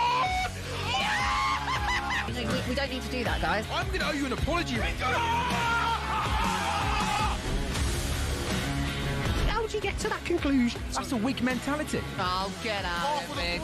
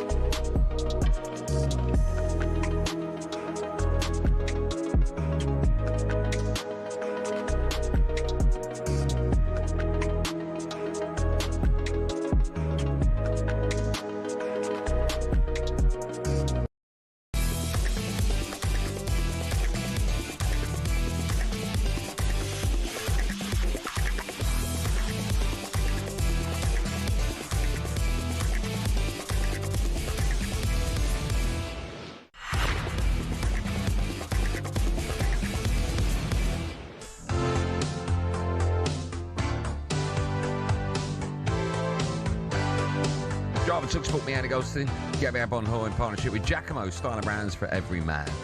Still to come, we'll be joined by the sneaker freak Darren Bent. He's live over in Madrid ahead of Atletico against Arsenal. It's raining over there, thunderstorms apparently.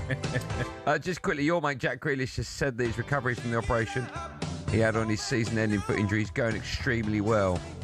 I heard your little chat about Jack and the picture of him slumped over in a... Yeah, I don't like it, Andy, because I've been through that where you've been out with friends and people are taking pictures and then it gets into the wrong hands. You know how it works. Why can't people just leave people alone? Because... I agree with everything you're saying. All I'll say is just don't put yourself in that position. Oh, of course.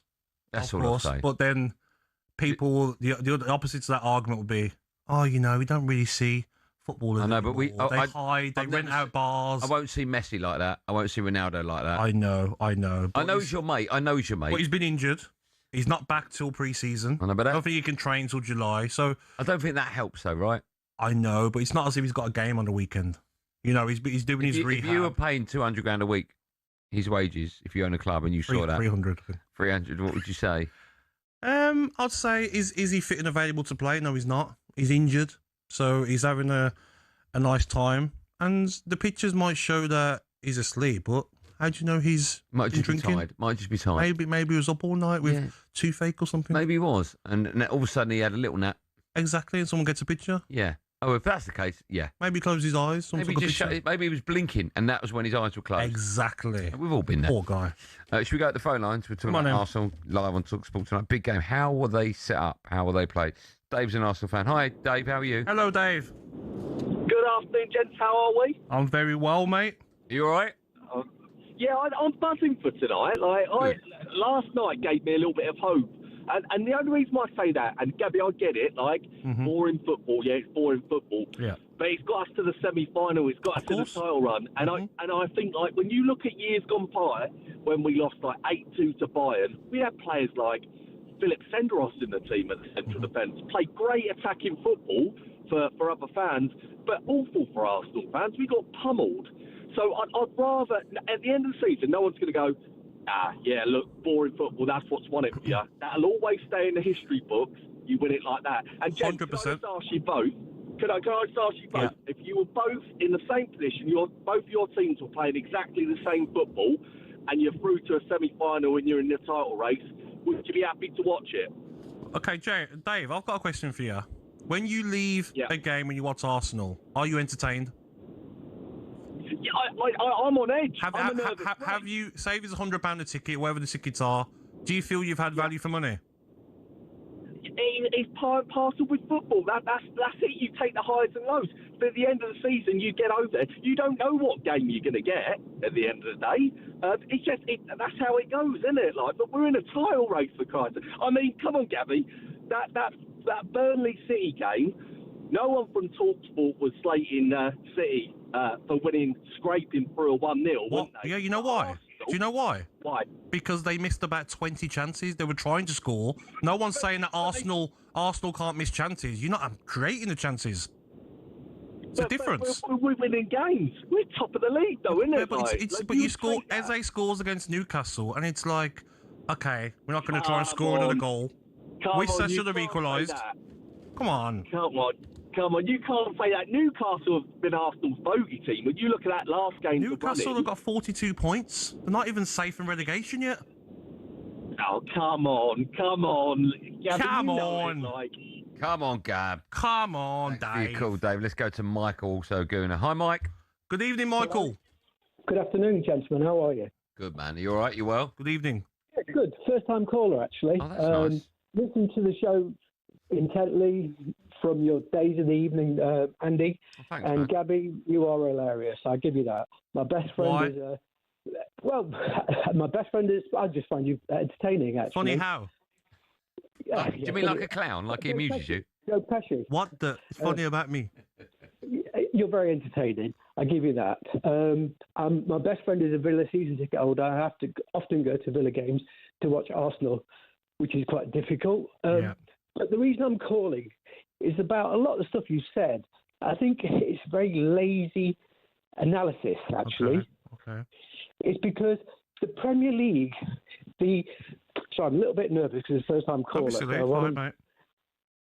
So please bear with me. Yeah, so no problem. Spain and Germany, they have 3 weeks rest, 2 to 3 weeks rest. Their players and their leagues are not a patch on the... in terms of entertainment, in terms of quality, we lack the quality in the Premier League now compared to, say, 5 years ago. Mm-hmm. Whereas the Premier League, the money involved, it's become a numbers game, that's why it's become dull, full stop. Not just Arsenal, but teams in general. Yep. They're more worried about sort of staying up, making sure they've got the money, rather than actually entertaining their fans, which obviously that is a big disappointment all round for everybody. But I think tonight, you can't compare what happened last night to what's potentially going to happen tonight. No one has. They're totally different football teams, the way they're set up. So what have I said that's lazy, though, Michael? Sorry? What have I said that's lazy? No, your analysis is quite often lazy. It's In very what way? clickbait. It's very it's just easy. You don't actually go and dig deep into actual analysis when you actually look at the bigger picture. What you often come out with, Gabby, I'm not attacking you. No, I'm you can just attack me. It's generalising. no problem. Can I ask? I'm I'll not play. that I'll type play of devil's person. I'm not advocate. that type of I'll person. play devil's advocate here. Can you give an example? Please. In what respect, Andy? Of what I've Of his- said that's been lazy. His Can you- lazy journalism, yeah. Need examples, please. Your analysis is lazy. Yeah, but what can you way? give an example? So, for argument's sake, if you said, I think Arsenal will win 8-0, I could come back at you and go, you're talking nonsense. You would say, why? What have I said? Give me an example. And I would quote you of Arsenal win 8-0. So, is there anything you can quote or give an example of something? Please, mate. We Gabby need said? evidence, mate. Please. Well, it's the whole boring narrative because I think the way the teams are set up now, and if you look at Arsenal season as a whole, it's actually, if you break it down, it's gone in 4 different parts. And yes, look, I go to Arsenal games. I actually go to the women's games more than the men's because I can't get a ticket all the time for the men's. So, I do agree some of Arsenal's football play at the moment, it's painful. Absolutely painful. Even the 1-0 against Newcastle. What has Gabby said? You're still not giving evidence, mate. What's he said that's lazy? I just think that what Gabby says... What? Or What did he say? What have I said? Let me finish, I'll tell you. Oh, go on then, mate. Sorry. No, it's fine. It's fine. Like I said, I'm an easygoing guy. I'm not that sort of... Anyway, what I'm saying is, when you're referring to, I'm not watching Arsenal tonight, that's fine. That's your prerogative. I totally get it. You know, as I said, But what's he said that's lazy? A lot of the stuff what Gabby does say, it's just social media nonsense. What? Like what, mate? What's he said? You're talking there's a small pool of people whose voices seem to be louder than people who've actually got an intelligent point to make. And what journalists in general do... What's Gabby said that's lazy? Please, mate. This is affecting me now. Can you tell me what I've said? You said Arsenal being boring. Not just Arsenal. Yeah, but you've obviously started the conversation, even right at the start of the show, Gabby. You actually started off with Arsenal. Because it's been in my head since Saturday, wasting my time, my weekends, to watch Arsenal Gabby, play poor football. Sorry to interrupt, Gabby, but it's been in your head for several weeks. Well, can I ask why that's lazy? Why is that lazy when that's what I'm seeing and what I'm watching and what other Arsenal fans are saying? Yeah, but everyone's saying that. But was you commenting how great Arsenal were at the start of the season? Yes, I was. No, sorry. Why is that lazy? Because you actually said sometimes when you go to watch Arsenal, it's a struggle. So Gabby's just reiterating what you've said. So what has he said that's lazy? I don't get that. What I'm saying is the lazy part is in reflection to sort of what the state of the Premier League right now. It's which is not taken on board by a lot of people because the whole league has changed. The way teams are set up. 100%. Do you agree with Gabby? No, but Michael, let me say something in a second, right? I don't say anything, and it's not lazy, actually. I watch a lot of football and I do a lot of analysing games. When I watch not just Arsenal, my own team, Villa, it's passed to the keeper. 2 games ago, Arsenal fans were crying at the fact that David Raya had more passes than most of the Arsenal team. They're sick of it. You couldn't get out against Bournemouth. So what I'm saying is football at the moment, it's pass, back to the keeper. Pass, back to the keeper. Last night was a treat. It was a throwback. So it's not just Arsenal. It's most teams playing the same. It's walking to take a throw-in, a long throw-in, and it's not good to watch. That isn't lazy. That's just facts, mate. Yeah, but I think because maybe it's because I'm an Arsenal fan, so it's easy to sort of bait Arsenal fans. But I'm trying to be sort of diplomatic in terms of my replies back to you. I just think it's not just Arsenal. It's it's all the teams. That's what I've said, mate. You could someone like Man City. Forget the 115 charges, which still need to be sorted out. That's a separate conversation. But they can go out and spend £100 million in January, and everyone's like, "Oh, fantastic! Man City, aren't they great?" Arsenal can't do that. Villa can't do that. How much was Declan Rice? Sorry? How much was Declan Rice? 115 million, and that was what? How much was Gyökeres? 65. Eze? 56, actually. Sorry, beg your pardon. How much was Kai Havertz? Kai Havertz was, I think he was 65, wasn't he? Right. But you've accused me, Michael, of being lazy in the way I speak about Arsenal, but you haven't really come out with any evidence towards that. Well, no, I have, Gabby, because you haven't, mate. What I'm trying to say is, your analysis is like, let's pick on Arsenal because it's an easy one. No one picks on Arsenal. It's just what Arsenal do. It's an easy stick to beat a team at. But what you should be doing is championing English teams. Right? Never. As much as you might not like them. Would you champion Spurs? No, absolutely no. Well, why should Gabby champion Arsenal then? I mean, look, Andy. That's an easy one for you to ask. But like, Chelsea or West Ham. My best friend, who I was his best man, is a Villa fan, a season ticket holder. My other best mate, who was his best man, is actually a Spurs fan. I can't bear, I want Spurs to stay up, all jokes aside, because it's an easy 3 points for Arsenal every season. Well, actually, easy 6 points. Well, that's lazy, Michael. That's lazy. Sorry? That's lazy coming from you. You've only got Gyökeres and Martinelli have got double figures in all competition goals. I've got to let Marty. That's just facts. That's I've not. got to let him go because I'm being lazy by not going to break. Look at producer Joe. Look, he's going nuts. Oh, we need to break. I've got to go to break because I'm over. But Michael, thanks for your call. Out of order, Michael. You're so lazy with your hatred towards Arsenal and Millwall. And Millwall. But how? That doesn't matter. I don't know. I don't need that evidence. I don't know. Yeah, honestly, lazy. It's not nice about my team, Gabriel. Grow up. Sorry, who was that? Whose accent was that? Only 2 Arsenal players have got double figures in goals, and Gab, let it go. I'm being lazy. Gab, let it go. All right, look at me. Relax. I cannot do Time for a bit no googling. Right. When we come back, Gabby's going to be building up to his European 11. I hope it's a good one. I hope you've done your research. It's 11 Arsenal players. And a Millwall player. We want to know who's Arsenal's highest English goal scorer in Champions League history.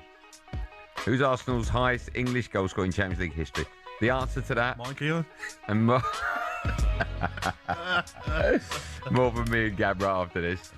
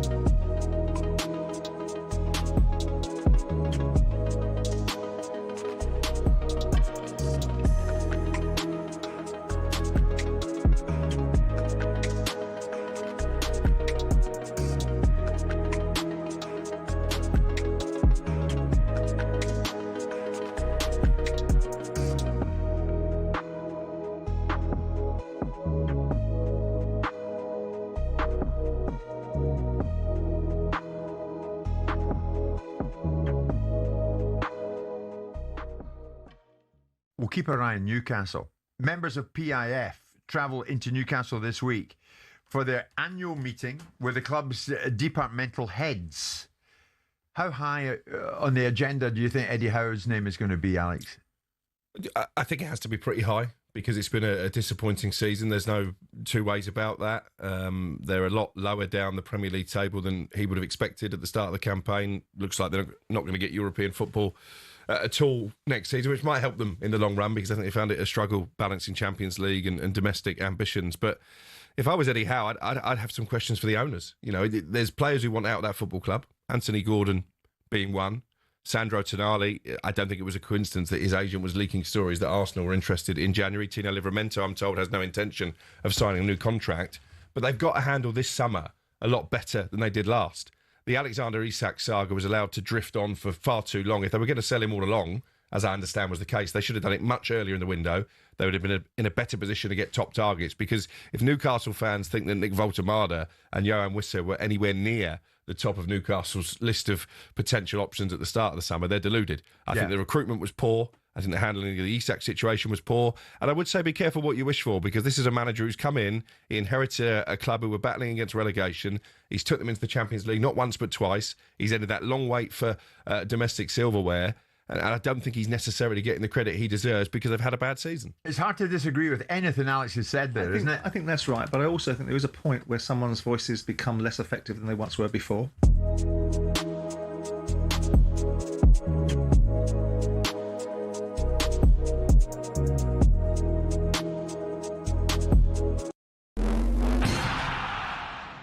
Mykhailo Mudryk's been banned for 4 years by the FA for his positive doping test in 2024. The case has gone to the Court of Arbitration for Sport on appeal because Mudryk denies all wrongdoing. After that PSG Bayern all-time classic last night, talkSPORT's chief football anchor Adrian Durham's not expecting a similar spectacle tonight. This Arsenal side is more Simeone's Atletico Madrid's than the current Simeone's Atletico Madrid. There's a lot of dark arts, gamesmanship. Gabriel, I mean, well, he must be one of the most hated footballers in the country. Laura Woods told talkSPORT she couldn't care less about the quality as long as the result's the right one. I understand the neutral wants to watch a good game, and that's fine, but for your own fan base, like when you're watching your own team go into a game like this, you're never going to look back and go, wow, that was an incredible game. It'll only matter if you make it into the final. Severe storms are forecast tonight in Madrid for the first leg, but Mikel Arteta's not fazed by the challenging conditions expected. We adapt to any context, and for the last 9 months, imagine the amount of games that we have played in different scenarios, different contexts, different opponents. So we'll adapt to the conditions in the best possible way to be ourselves and win the game. You can listen live on talkSPORT from 7 p.m. FIFA, meanwhile, are considering making it law for all clubs to have a homegrown under-21 on the pitch at all time. The plan is set to be submitted to FIFA's council next year. Speaking of homegrown talent, talkSPORT understands Kobbie Mainoo has today signed a contract extension at Manchester United until 2031. The midfielder's made 98 appearances for United. He's set to earn around 150 grand a week. There's more at talksport.com.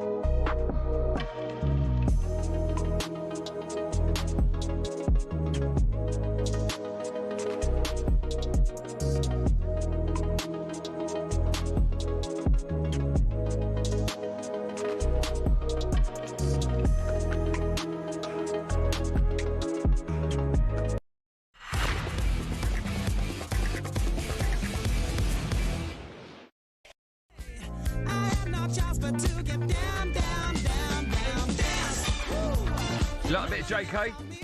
What? Did I say the name when he pressed you? Jamiroquai. All right. Do you know what his name is? No, JK. Yeah, but do you know what his name is? No. It's Jason K. Jason K-A-Y, hence JK. Legendary Jamiroquai. I heard this stat. This is amazing. Everyone stop what you're doing. This is an unbelievable fact. This will blow people's minds. I'll be lazy. Right? Back to the Future. Okay. What's the first name of the Doctor? No idea. Anyone in there? His name is, anyone? Emmett. Dr. Emmett Brown. Yep. Right? What, the film was about time travel? Yep. What's Emmett backwards? I mean, you're going to, it's quite easy. Go. But Emmett's got 2 M's. No, it hasn't. It has. I don't think it has. Is it? Yeah. Oh, forget that then. Is it really? Yeah, but if you take one out. Oh, yeah. Are you okay, mate? It hasn't it? E-double-M. Don't do stand up, mate. Hold on. E-double-M. Taking them out and it equals time. E-double-M-I-T. Yeah. Time. Hold on. Time. Exactly. Time. You still tell the joke, but like taking them out and you get time. Hold on. It's getting worse now. I'm being told it's E-double-M-E-T. E-T. E. Is it really? E-double-M. E-T. E-T. So the other way around, it's T-E-M-M. Oh, it's double T. It's getting worse. Double T, E-M-M. Yes. Okay, just forget everything. Can you dump the last 2 minutes? Can you? But had he spelt it E-M-I-T? Exactly. What an unbelievable stat that would be. I think it's fantastic. But do you know what I'm going to do? Between now and the end of the show, to make up for that, I will come up with a great stat. Good one. All right. Well, I mean, that was terrible. Right, before the break, ask a question, who's Arsenal's highest English goal scorer in the Champions League? Any idea? Arsenal's in the Champions League. Yeah, 18 goals he got. Guess on Thierry Henry. No, I think you'd be surprised. I mean... Not Thierry? No, it's not Thierry. Great player, but you go, oh, okay, no. Do you want a clue? Yes, please. He took Darren Bent's place at a World Cup. Theo Walcott. Theo Walcott. Wow. 18 goals. Thierry? Yeah. That's odd, isn't it? Yeah. Sure. Oh, do you know why? Because I said English. This guy. No, I said English. No, you didn't, mate. Didn't I say English? No, you didn't. I did say it. Producer Joe's nodding. No, you didn't, mate. No, I'm just reading it out. Which is Arsenal's highest English goal You scorer? never said English. You I just did said say Arsenal's it. You just didn't hear it. The highest Emmett goal thing's thrown you, isn't it? scorer. Thierry's one you got 60, 70. Wait, spell Thierry backwards. What was that? Oh, no. Doesn't spell Arsenal, does it? Right, still to come and have some fun with the best bits of talkSPORT. But now, after last night's classic between PSG and Bayern in the Champions League semi-finals, we thought we'd ask Gabby, spell that back with no, nothing there, to put together his ultimate European 11. Gabby, over to you. This was tough. Was it? You've only got one Premier League player, right? It was very tough, yes. What I decided to do was not just players that are playing European League. You have to have played Champions League football. Oh, wow. Okay. There's lots of stipulations here. Because I felt bad not putting Bruno Fernandes in. I think he's been fantastic this season. Oh, so you found a loophole? A loophole. Well, you can't allow it. Not get stick. Okay. Because then people say, oh, you got somebody against Man United. Yeah, well, you have. Bruno. Lazy. Bruno. Yeah. So I've gone with Neuer in goal. Do you think Bruno should be player of the year? Yes. Okay, fine. I don't think there's anyone that's... Young player? O'Reilly. Yeah, I agree with you. Yeah, but Bruno, definitely. And that's odd to say, isn't it? When you look at the Premier League, Arsenal or Manchester City fighting it out, and there's no one that stands out. Yeah, true. Well, I think he's just been exceptional, Bruno Fernandes. Exactly. Yeah. Okay, go on. What you got? Manchester United without Bruno Fernandes, where would they be this season? Yeah, but that don't mean anything. What do you mean? Oh, okay. The last couple of seasons where Haaland has scored 30 goals. Yeah. Take Haaland out of the team. Where would they be? How many games has Bruno Fernandes stepped up? But I never understand that argument. Take Messi out of Argentina, don't win the World Cup. What I'm saying, one player. You shouldn't be relying on one player. Well, Argentina do. If not, they don't. Alvarez was fantastic at that World Cup as well. I know, but we weren't Messi. He done well, mate. We weren't Messi. Martinez. Yeah, he weren't Messi. Best goalkeeper in the world. Okay, I've gone with Neuer. Right, take him out there. Yeah, it's trouble. Yeah, see? Take him out of it. You've gone for Manuel Neuer, have you? I've gone for Neuer. I think he's a fantastic goalkeeper. Still doing it. I think he's 40 years of age. He's never 40. And there's a shout that Germany are thinking of bringing him back for the World Cup out of retirement. Where have you got that from? Bloke in the pub. Yeah. Okay. Lazy guy in the pub in the corner. You're not going to let that go now. After 6 points. Yeah. I've gone for Hakimi at right back. Yeah, brilliant player. Even last night when he went down and I thought, he's tore his hamstring, could miss the rest of the season, the World Cup. And next minute he's back on the pitch. Yeah. Must have been cramp, not a pulled hamstring, but he's fantastic, mate. Going forward, very good. You won't get an argument from me about that. I love watching him. And also Mendes at left back. Okay. I thought Alphonso Davies done well. Went off at half time, maybe an injury. I really rate him as well. But left backs in European football's top leagues, I think Mendes is a fantastic player. Even last night, when he had to defend at times, it was a match for Elise.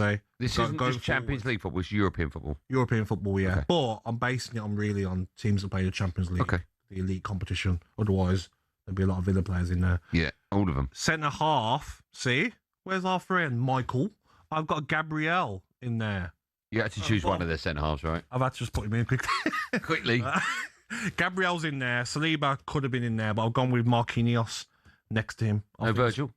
No, not on this season performance. But Marquinhos, I think he's consistent, still doing it at 31.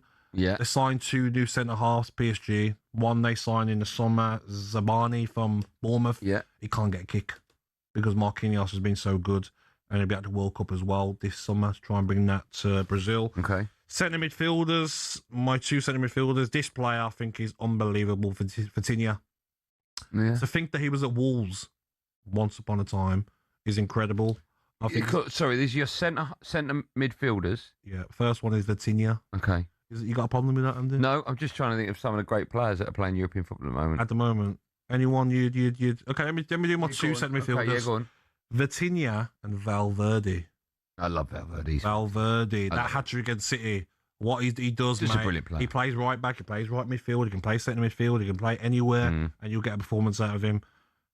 I would take both of them over Declan Rice, who I think that was the one I was thinking of. He's got a bit quiet of late, Declan Rice, but yeah, I mean, and I think the problem is when people have short memories and they start saying, "Oh, Steven Gerrard or Frank Lampard," and you're like, "Let's all settle down." Yeah. Declan Rice doesn't do half the things that these elite Premier League legends do. Yeah. The goals that goals is a problem for Declan, right? Exactly. I mean, you mentioned Frank Lampard. I mean, his amount of goals was insane. Striking of a ball. Yeah. Declan Rice has got very good attributes, but he's no. He needs. I agree that he needs more goals. He'll agree with you. Exactly. Vitinha and Valverde, centre midfielders. Okay. The attacking positions. Wow. Well, I didn't even look at the Premier League. It wasn't even an option. No Haaland? Nope. Wasn't an option for me in the Premier League. You didn't even think Haaland? No, I didn't. No, I didn't. Okay. I look at... I can guess who they're going to be. I look at right midfield was tough because Lamine Yamal, outstanding talent. I was having this argument with my lad and with Ali the other day. I choose Elise over Lamine Yamal. I really do, mate. I feel like Elise has been unbelievable. He has been unbelievable since his move, yeah. Unbelievable, mate. Lamine Yamal, though, he is some special kid. I know, mate. He's younger, isn't he, of course, but I just think what Elise is doing at the moment, mate. Right. Numbers. Difficult to argue, yeah. 13 league goals, 5 goals in the Champions League. His performance last night, mate. Just everything about him. He turns up to the game. He's just dressed how he wants. He's covered. His face is covered. He's chilling. He's just doing kick-ups when he walks out. The way he plays the game, he's just like, he's relaxed, he's chilled. I thought it was outstanding last You're night. playing 4-3-3, right? So yes. I can imagine who the two are. So you've got no Kvaratskhelia in there. I've got Kvaratskhelia on the left. Oh, okay. Yeah, I think he's been fantastic. That goal he scored last night. So you only got one striker? I'm playing a number 10 behind, in front of a striker, yeah. So what formation are you playing? I'm playing 4. It's like a 4-4-2, but like my second striker. I'm sure you played. Did you not mention 3 midfielders? No, 2 midfielders. Oh, 2. Okay, fine. Go on, carry on. Valverde and Vitinha. Oh, right. Okay, sorry. Kvaratskhelia has to be in there. Yeah, without doubt. He's unbelievable. Only if you're playing European games. Yeah, because league form's a bit. 7 goals in the league, 10 in the Champions League. Amazing. That goal last night. That's typical him. You can't defend against that. No. Put the best defender in the world against. Although you say that, if I'm defending against him, I'm never going to lamb onto his right foot. Sometimes you can't stop it because he can use. No, his you left. can't. Of course you can't. Because he's so good. I know, but that's his shot. Like Salah would always cut in on the left. I mean, just don't show him on that but foot. Salah hasn't got a right foot. No, really. you're right. You're right. Kvaratskhelia both foot, like Dembele. Okay. All right. So Kvaratskhelia has to be in there. Special mention for Diaz as well. Felt terrible leaving him out. The goals he scored this season. Well, your front two have to be. But my front two are Kane and Mbappe. Yeah. And I have Kane sitting off in the number 10 position. You could only have one. Who would you have? I would choose Mbappe because Mbappe is everything I love in a player. He's got everything. When he sets off, the pace, I love watching players that are quick. He's got it all, Mbappe. Okay. And the goals that he scored 15 Champions League goals. Yeah. Most. Go for you 1 to 11 again, Gabs. So Neuer in goal, Hakimi, Marquinhos, Arsenal's Gabriel, Mendes, Valverde, Vitinha, Kvaratskhelia, Elise, Kane and Mbappe. Special mentions for Lamine Yamal and Luis Diaz. Good work. That's a tough one though, isn't it? Fine, man. Good work. Lamine Yamal and Elise. Yeah. I think they're both wonderful players. Hard to choose. But you've chosen. You've done well. Thank you. Still to come on our show, we'll hear why Jamie O'Hara isn't happy with me again. And all I'm going to say is, listen, he's never done it at the top. Ooh, is that from the fellow that was let go by Arsenal? Is that Martin Gill said to you? Look. We're joined by Darren Bent live from Madrid. Delicious radio. It is, and we'll be joined by Premier League darts superstar Steven Bunting. 180. All that and loads more coming up and drive on talkSPORT. Me, Andy Goldstein, Gabby Agbonlahor. When we come back, the best bits of talkSPORT.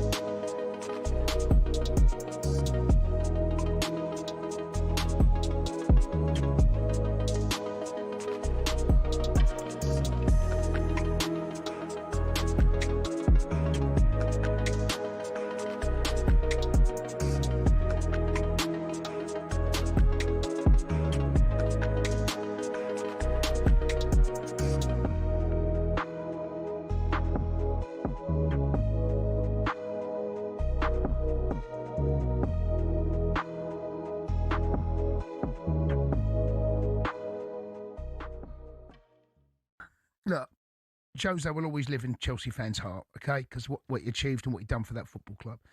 but Jose changed as a manager. The game has changed. I don't doubt he still has a quality, but I just find it crazy. What do you mean? Well, they've gone from, Real Madrid have gone from moving away from Zidane, okay? Then they went to Ancelotti, and then they brought in Alonso, right? They wanted to go in a different direction, slightly, moving with this slightly younger head coach. And now they're going back to Jose again. They sound a bit lost. Sounds a little bit like they're going back to what they know. Yeah, but I hear you. And Julian Lorenz made some really good points there. I think Jose Mourinho in a bad fit. I think they thought that they wanted to be they've got Galactico side, right, with players again with Mbappe, Vinicius Jr., Bellingham, players like that, right? They wanted to have like an Alonso coach who could make them play football. And they realised these players have got big egos. And they always have when you're at Real Madrid. Real Madrid is full of egos. Ancelotti knew how to control them egos. Who is a manager who knows how to control big egos? Yeah, Jose Mourinho. I'm not saying he doesn't tick any boxes, but he will leave. Do you need to have brilliant tactics when you've got them world-class players? No, Jose obviously knows his way around a tactic board. He's not an idiot. Of course he's not. But there will be that the wheels will fall off, and he's the sort of manager now that I just. Hello and welcome to talkSPORT Goals. We've been taking you through what should be another busy day of football. Chance to win it! We don't need to do that, guys. I'm going to owe you an apology. How would you get to that conclusion? That's a weak mentality. Oh, get out of it.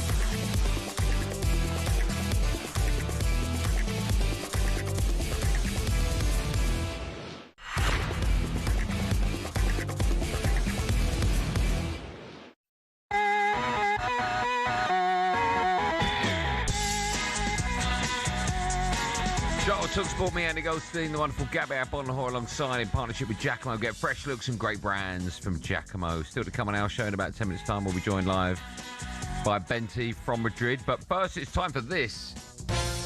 Yeah, time for the best of talkSPORT. You know where we're going. Let's kick things off with this morning's breakfast show. They were joined by the legendary manager, Neil Warnock, who clearly isn't a fan of Arsenal. The Championship, where they're blinking, where you have to get stuck in and that. It's not all... I mean, you were talking about Arsenal before, Ray, and I mean, I've been nodding off me watching Arsenal. I know I'm 77, but it's look. I think the Championship to me has got everything. Can't say that, Neil. Can't say that, Neil. You get in trouble. Yeah, that's very lazy. What's the most tired you've ever been? Most tired I've ever been is the 1 year we went Las Vegas twice, Miami twice, Marbella once in the off season, and we're flying in 1 season. Yeah, in 6 weeks, and we're flying back 2 days before pre-season, and I slept the whole flight back. Yeah, rightly so. And I didn't want to wake up when we landed. I was shattered. I bet. Are you falling asleep when you had the Yeah, what were you doing to get yourself so tired? A lot of runs in Vegas. Yeah, hot weather training. Yeah, I bet it was that. Yeah. What do you watch when you want to fall asleep? My missus loves to watch these Housewives programs, Real Housewives. Right. They're the ones in America. So I'll let her watch that. I thought you watched O'Hara's career. You're out, aren't you? He's just started following me. We're friends again. He's just started following you? I woke up this morning to the fantastic news. Jamie O'Hara is following you again. Wow. He's forgiven me. Let's see if we can get him to block you before we come off air. What's the most bored you've ever been? Most bored I've ever been? I reckon on Saturday watching Arsenal versus Newcastle. Careful. I'm just being honest. Careful. Remember, the Breakfast Show is back tomorrow. Jeff Stelling and you, Gabby, set your alarm clock. You're going to be joined by Coventry boss Super Frank Lampard. Frank. How about that? On to last night's sports bar, and Jamie was not happy with Andy hammering his Premier League career yesterday. All I'm going to say is, listen, he's never done it at the top, right? He's at the top in what he's doing now in presenting, right? He's up for an award with Simon Jordan and Jim White, and he lost. He was in the same category. Lost to Jim White and Simon Jordan. And he thinks he's got a great radio station. He thinks he's got a big show, right? Just put it out there. You know what I like there, though? Yeah. Condi was like, that's my mate. I know, yeah. You want to say anything? Condi's like, I'm not getting involved. Yeah. I think that's very harsh because, first of all, when you're going toe-to-toe with White and Jordan, big show, and it's very tough to win against them. Yeah, yeah. Not a problem. No shame in coming second to those boys. At all, mate. No, none. Do you have a response for Jamie? Well, when he said he's never done it at the top, what's he ever done at the top? I don't mean to be rude, but do you know what I mean? If you're playing for, what was it, Gatwick Town FC or whatever he played for, right? I can't say anything, mate. No, you can say it. The only top he's been at is the top table at a buffet, and that is it. Will the sports bar ever win an award? It's still going. That show's still going, is it? I hope it does. It'd be nice. Remember, the boys return tonight from 10:15, taking your calls after Arsenal play Atletico Madrid and hopefully get a result. On to the award winners of the SJ Award. Well done to White and Jordan. They were discussing why Simon now walks to work. Blimey. No, I want to dwell on this, but I'm going to dwell on it. When do you ever get the tube? I've had to physically drag you onto it. But I've gotten into it because I realised actually rather jump on tubes that take about 10 minutes to get anywhere. Yeah. So actually, as a result of it, I am travelling on tubes. I can be evident. I've got on the tube with Simon. There you go. See? And he was comfortable. He was fine. Yeah. Thank you. They're talking like his royalty. I know. What's your favourite tube line? Great question. Well, I don't like the Northern Line. Hurts my ears. Jubilee lines. I like Jubilee line. Jubilee line's decent. What's the one that goes from London Bridge towards Canary Wharf that we got on back from? That is a Jubilee line. A Jubilee line. Yeah. Great line. Great line. Who at talkSPORT would you least like to bump into on the tube? Simon Jordan. Why is that? Because he uses words you wouldn't know what they mean. I just think he'd have his Wi-Fi and he'd be on the phone and saying all these posh words. Making deals. Yes, can you put that over there and then transfer that to that? You know, just who's that? Frank Spencer. Talking nonsense. Who's the most famous person you've ever seen on the Underground? You. So I thought that was going to be your answer. You and Benty, similar in fame, so I'll say you. Yeah. Of course. Yeah. Remember to download 21 Minutes to Go. Have you downloaded it? I have. Award-winning podcast. Great. Award-winning podcast. 21 seconds to go. 21 minutes. A new one comes out tomorrow. If you download it tomorrow, you get a £3 million in your bank account. Really? Yeah, instantly. What I have to point out legally that's not true. But you can download 21 Minutes to Go. You make me a very happy man. Of course, you can find all of our shows on the talkSPORT app, where you swipe between talkSPORT and talkSPORT 2 and all of our other sister stations, so you never miss a thing. If you stay where you are, you won't miss a thing, and that thing will be Darren Bent when we come back. We're crossing live to Atletico Madrid against Arsenal. It's live on talkSPORT. Benty joins us in just a moment. We got the end of show quiz. We'll have team news ahead of that game as well. It's a busy hour, and of course we'll talk about Gabby's team, Aston Villa against Forest, a big game, that one coming up in 24 hours, give or take. So lots coming up in the next hour of Drive on talkSPORT. Stay where you are. If you want to be a part of the show, 03717 22 3344.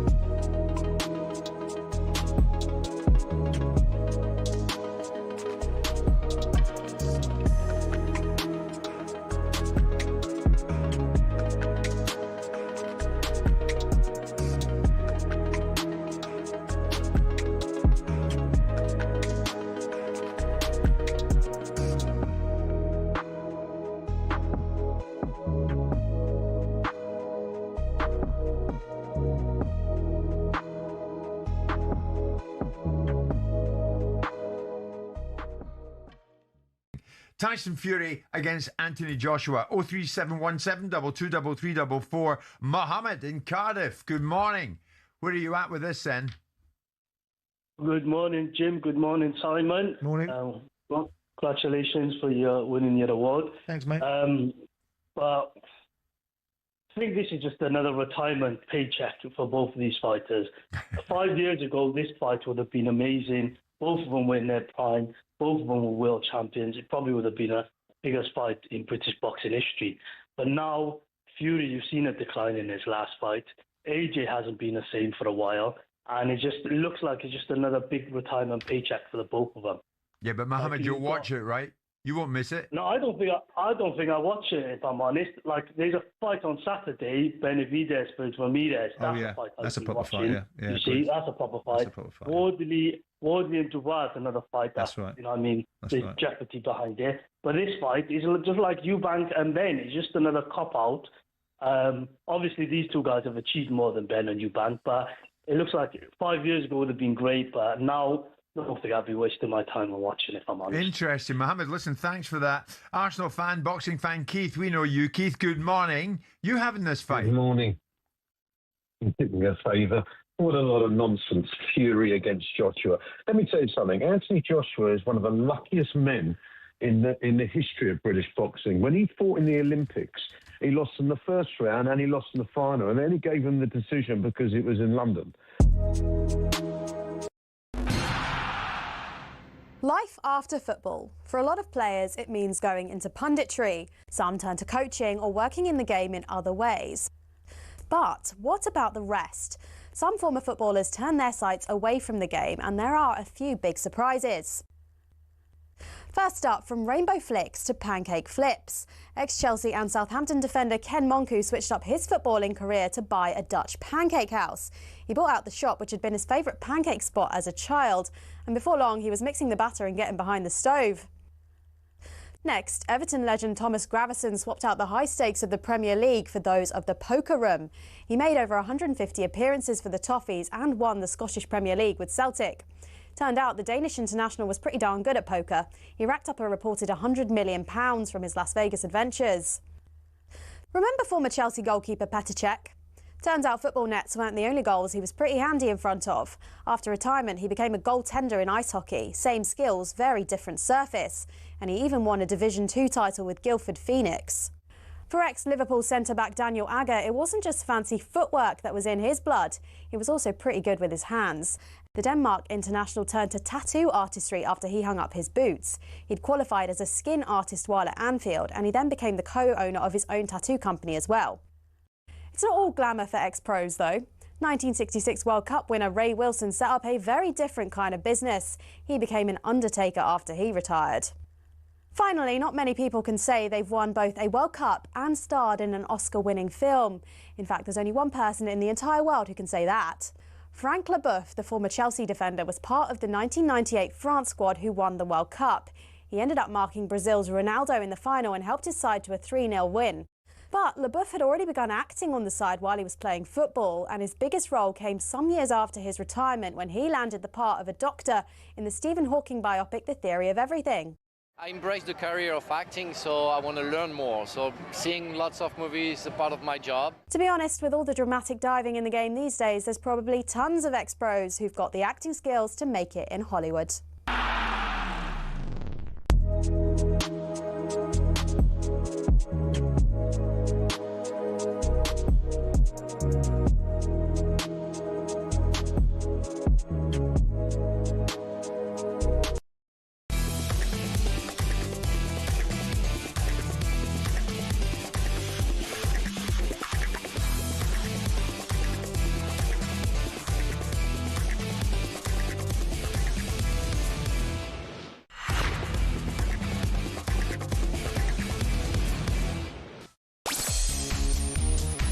Just here, right? A few showers in the English Channel. That's the weather update, is it? What's wrong with that? Getting the fishermen be going, oh, thank God for that. I'm glad we get an update. I need to know. A few showers in the English Channel. You ever heard that before? I have, yeah. All right. Yeah. Everyone needs to know the weather. And not in the English Channel, we don't. It's Driver talkSPORT. It's Mainoo, Goldstein, Gabby, Agbonlahor alongside. No sound effect, okay. Still to come, we'll be joined I'm by... always naked at home. Too late now. Premier League darts superstar. We're going to go Bunting mental as Steven Bunting joins us. But now, we are just, 2 hours away from a massive game in the Champions League. And it's a game you can hear live right here on talkSPORT.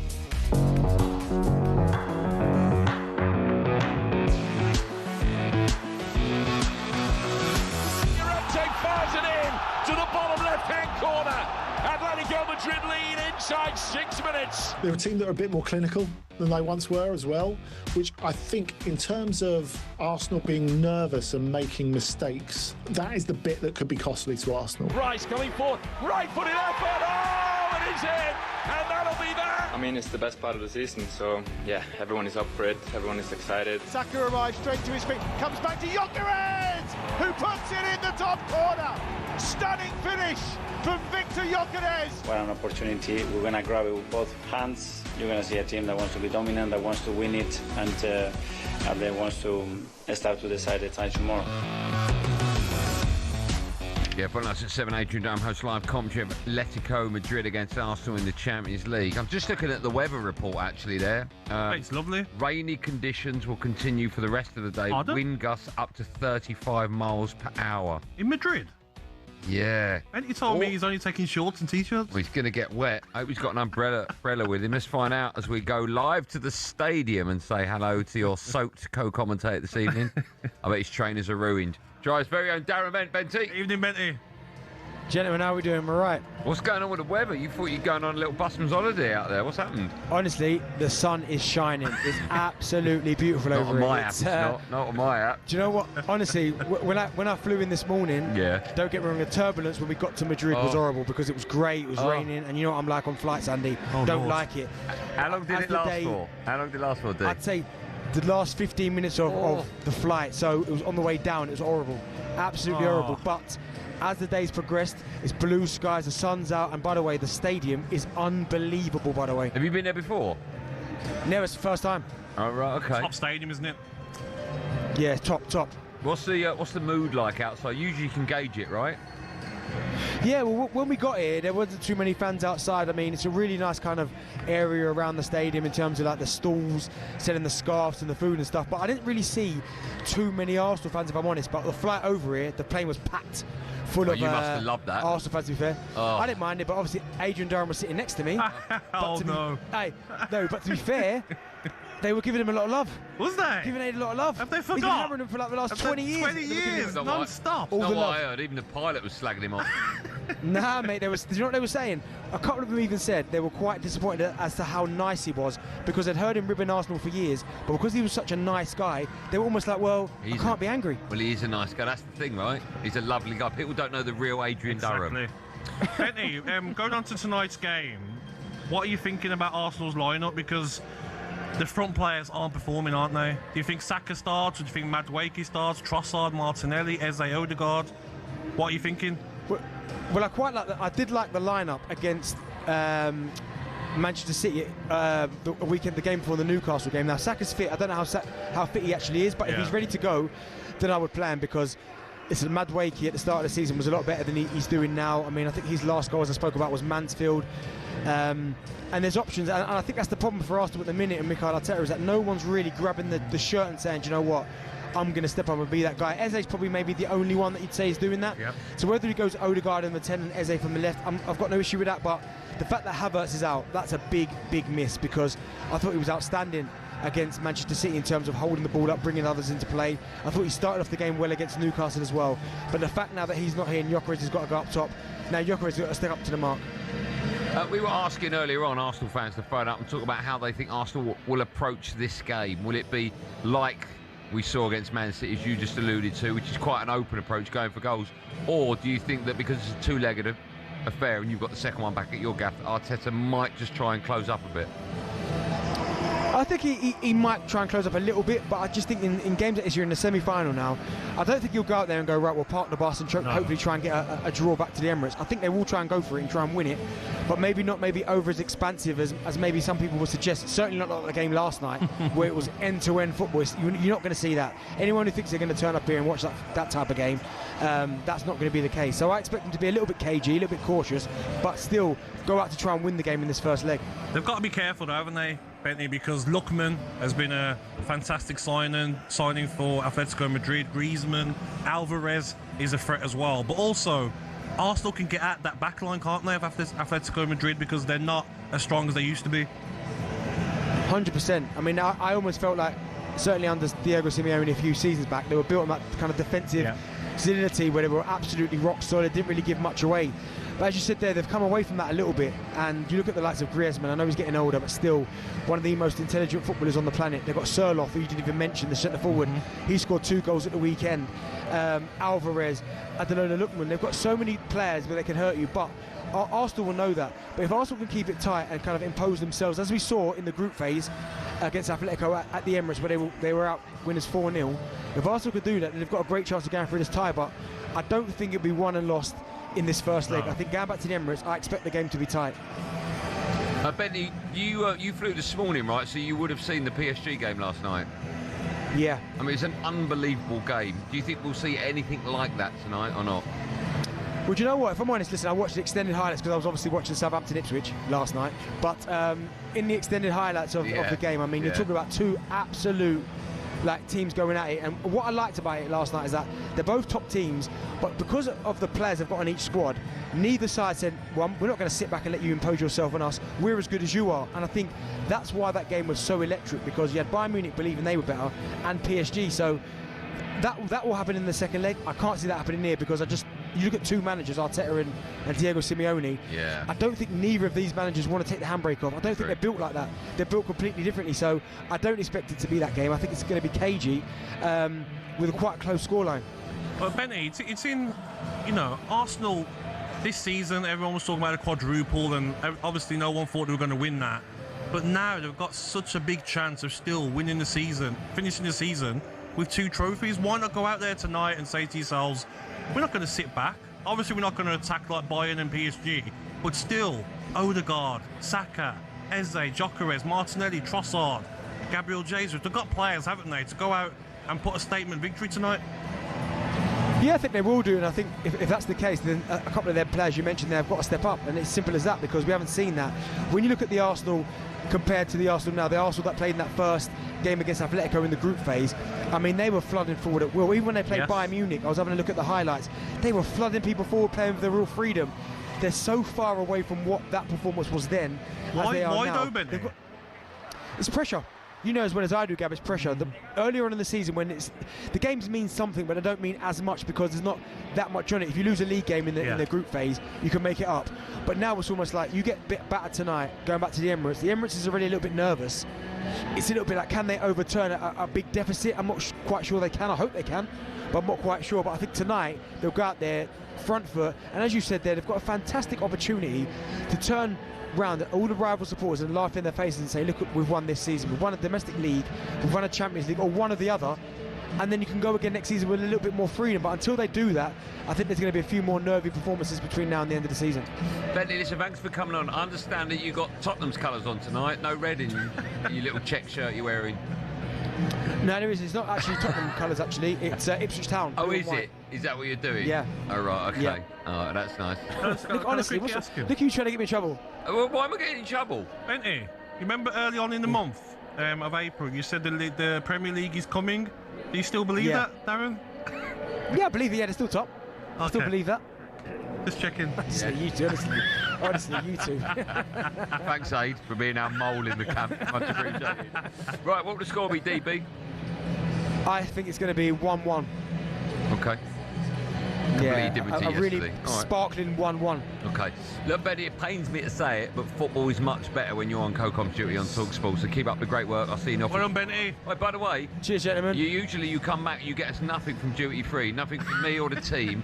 I'd like that to change. We'd like maybe a Toblerone or just something to show you care. All right, I'm going to bring you back something. Don't worry about that. But no, not for me, for the boys behind the glass. But if I bring you something back, Andy, you specifically, you have to wear it. Regardless of what I bring back, you have to wear it. I'll definitely wear it in some shape or form. All right? All right, gentlemen. Have a great evening, Cheers, guys. Thanks, man. There you go. The wonderful, superb Darren Bent on CoCom's duty tonight. He'll be back with me in the studio tomorrow. It's unreal though, mate. When you're in that CoCom seat. Yeah, I mean, it's fantastic. In stadiums like that, even going to the World Cup. That's what I'm looking in Qatar. Yeah. And you got the seats next to the guys in the great. CoComs. That'd be great. Exciting, mate. I can't wait. You must be looking forward to that this year's World Cup. I'm not going. I forgot. Yeah, sorry. Yeah, sorry, mate. No visa. Quickly change. I suppose once you're kicked out of the States, you ain't going back, right? Don't say that. A long time ago, though. Donald might be listening. You're a student, Donald. Yeah. He loves it. He loves it. Vegas. Right, Arsenal are in WSL action against Leicester. It kicks off at 7. Team news for that is in. Moose can tell us more. And we've got Arsenal going for a Champions League spot, despite the fact they lead 2-1 against Lyon in the semi-final of the Champions League. The second leg is next weekend. A win tonight, a draw tonight, will put them into the top 3, which is where they need to finish. A win will put them 2 points behind Chelsea with 2 games in hand. 5 changes from their weekend win here. No Alicia Russo tonight from the start for the Gunners, but they should be strong enough against a Leicester side who make 3 changes after their 5-1 thrashing at London City Lionesses on Sunday. Defeat tonight for Leicester would mean that they are guaranteed to finish bottom and go into the playoff match. They're trying to expand the WSL this season, so Leicester would have a playoff match against a team from WSL 2. It's Arsenal against Leicester at a very sunny Emirates. But where's Darren Bent? I just told you he's in Spain watching. Let's go against Arsenal. I think that's quite obvious. Right, when we come back, we'll all be going Bunting mental.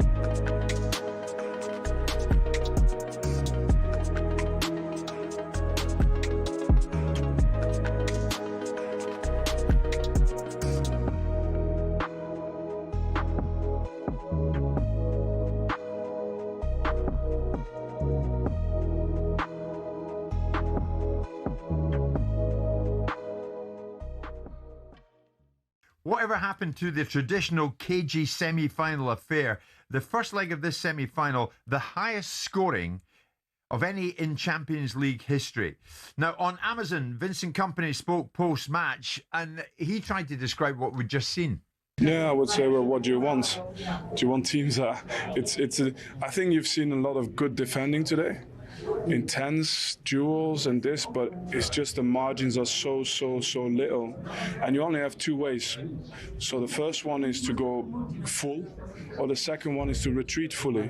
The in-between doesn't work against that level of players. The in-between doesn't work against our level of players. Well, Vincent doesn't exactly see it as Wayne Rooney saw it. We saw some good defending. Vincent, what? Wayne Rooney, at this level, we have seen some brilliance, but we've seen some immature defending, which is crazy. He's not wrong, Dan. There was some poor defending, yeah. But the problem you've got is when you play the way those two teams do, you're going to isolate people 1v1. And you can call it poor defending or you can just call it brilliant forward play. It's nearly impossible if you're one-on-one with someone with electric pace and good skill, because they can go both ways, to stop them. Kvarat's Kalia's goal, for example, or when you've got Elise one-on-one, you're in a world of trouble. So, I think rather than focus on whether there was good or bad defending, what I enjoyed most is that styles make fights. You've got 2 teams who think they're the best. Hello and welcome to talkSPORT Goals. I'm taking you through what should be another busy day of football. Chance to win it! We don't need to do that, guys. I'm going to owe you an apology. How would you get to that conclusion? That's a weak mentality. Oh, get out of it.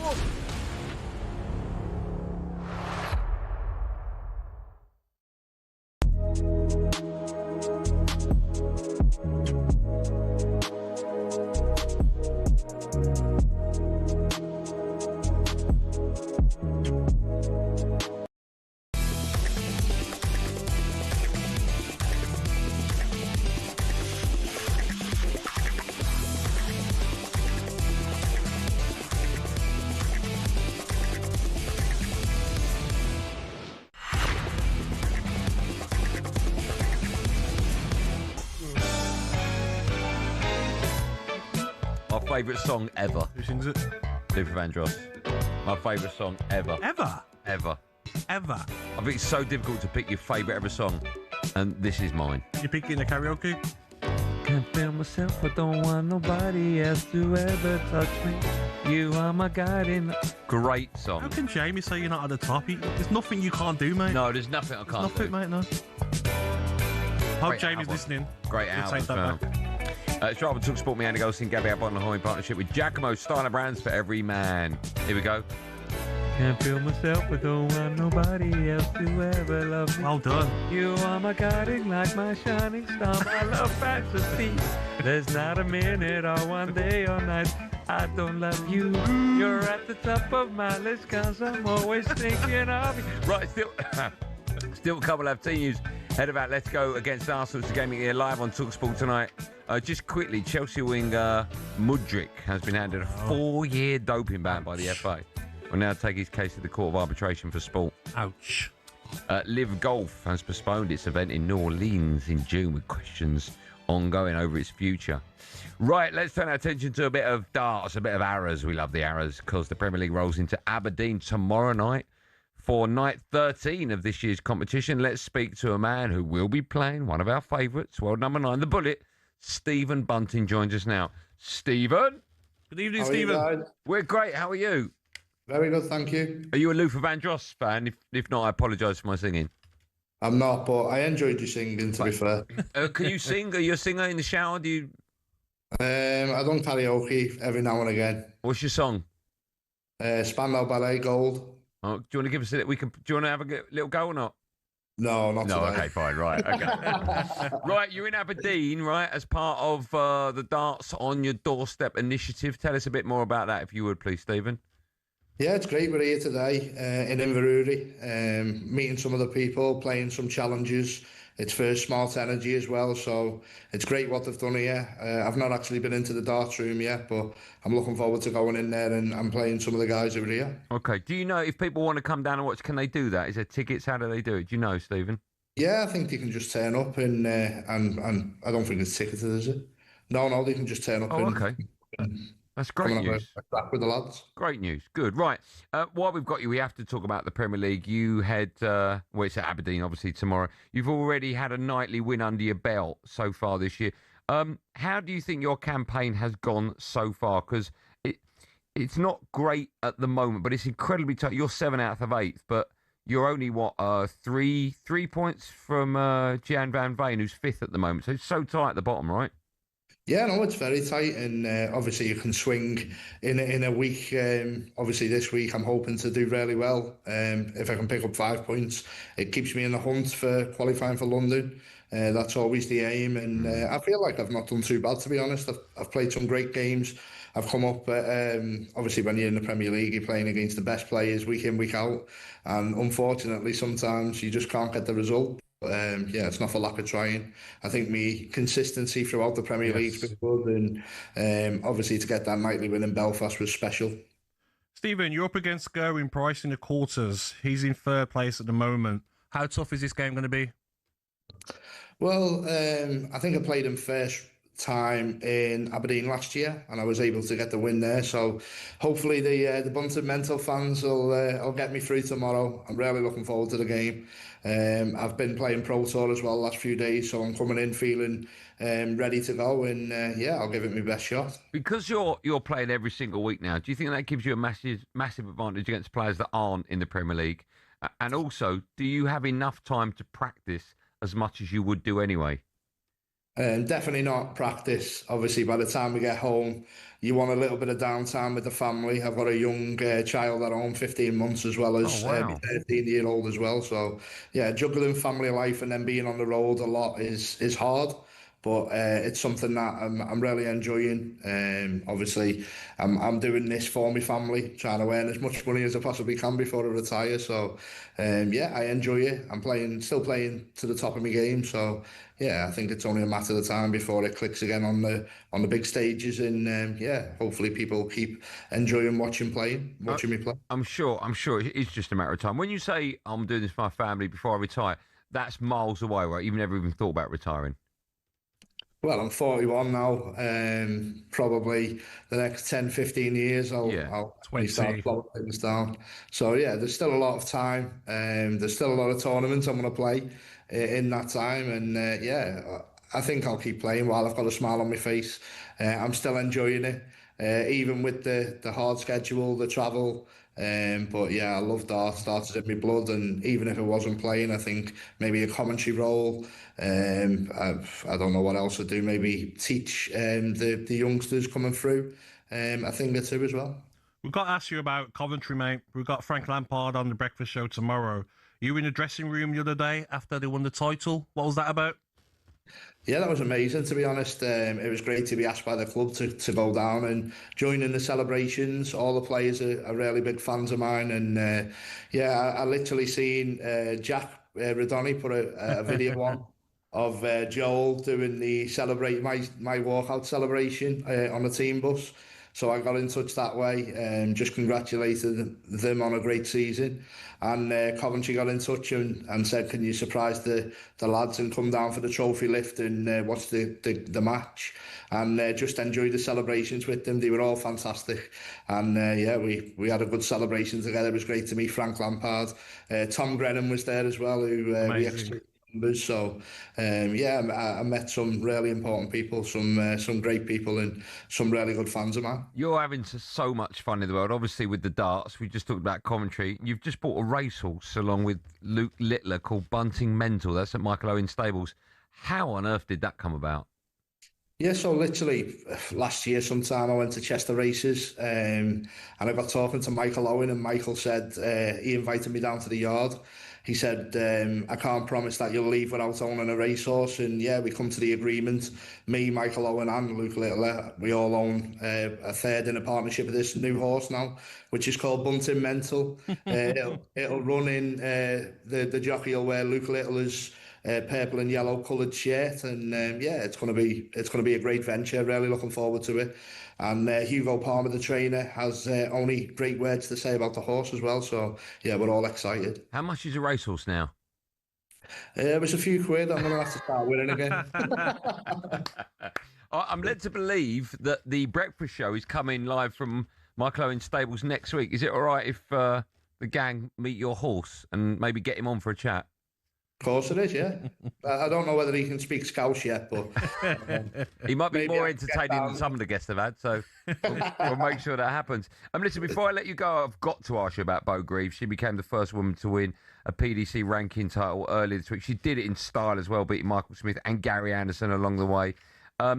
What a player. How highly do you rate her? I think, irrelevant that, male or female, I think she's such a fantastic player, and what a promising prospect as well coming through. Oh, she's unbelievable. Such a fantastic performance, obviously winning that. But we all know how good she is. She burst onto the scenes. I mean, it's so difficult to get a Pro Tour card these days, and she done it with ease, to be honest. And to get that win, it's massive. It's history, and everyone's talking about it all over the world, to be honest. Yeah. Do you think there's more pressure on women coming through in the game because it is predominantly male-based? Yeah, definitely. I think there is, and she's handled it really well. She showed how good she is, and she shows that there's no reason that women can't compete against the men. I mean, like I said, she's beat the best in the world. She beat Luke Littler in a youth tournament, I think last year, and Luke played fantastic that day as well. So she's definitely got the capability to go on and on. Yeah. Do you think she should be in the Premier, or could be in the Premier League anytime soon? It's a possibility. Who knows? Hopefully, she doesn't take my place. You just never know. I think, the way what she's done, it's a special achievement. Maybe a few World Series events as well are on the horizon for her. Stephen, look, what a pleasure and a joy it is having you on our show. Not just today, but whenever we're lucky enough to get you on for 5 or 10 minutes. Can you just, before I let you go, remind everyone where you are tonight and how they can come along and see you? Yeah, so we're in Hopeville in Inverurie, and just turn up, come and meet us, and you might be lucky to get a game against me as well. Oh, that's nice. Who's it you just asked? Josh Phillips from the PDC. All right, okay. Good work, Josh. Thank you for that. Stephen, always a pleasure. Thank you so much. Good luck, mate. And good luck tomorrow night. Well done. Thanks, man. Thank you very much. Cheers, guys. Thanks, man. He's great, isn't he? But they're looking like they're having such a good time, aren't they? Yeah. Darts players, they're loving it. Yeah, they really are. What a time to be playing as well, Andy. I played you at darts. You beat me at darts. You've not even mentioned it. Yeah, you've not even mentioned it. Play next. Why haven't you done that? 7-8 months time, 9 months time. 6-7. 6-7. I bet you haven't played. You haven't thrown a dart since. I haven't thrown a dart since. How I got a double? How you managed? I don't know, mate. But the crowd was against. Yeah, the crowd was against. I don't know why though. I thought they'd be against me because like crowds don't really like me. Crowds always go against the favourite. Always. Was you favourite? Yeah, I'm the People's Champion. Are you? Yeah. Not Dino? Huh? Not Dean Saunders? Natalie Sawyer? Well, they're lovely people. Yeah. But people that listen to the show can identify with me. I'm just a normal man. I think the next one we play, I think we've got to behave better though. Why? What do you mean? When people are throwing darts, some of the words that were being said. Yeah, you're a disgrace. Yeah, they can't be repeated. No, they can't. By yourself. But no, for legal reasons they can't. Better. I'll do another letter through the post. Still to come, we'll have team news. Yes, team news, of course, ahead of Atletico against Arsenal. It's a game you can hear live on talkSPORT, but it's time for no Googling. Last one of the day. I can't believe, look at the time. I mean, it's flown by, Gab. Yes. Flown by. We want to know who's the first player to make 100 Champions League appearances. Who's the first player ever to make 100 Champions League appearances? You like that? I think that's an amazing question. The answer to that, and more importantly, team news ahead of Atletico against Arsenal, coming up live on Drive on talkSPORT after this.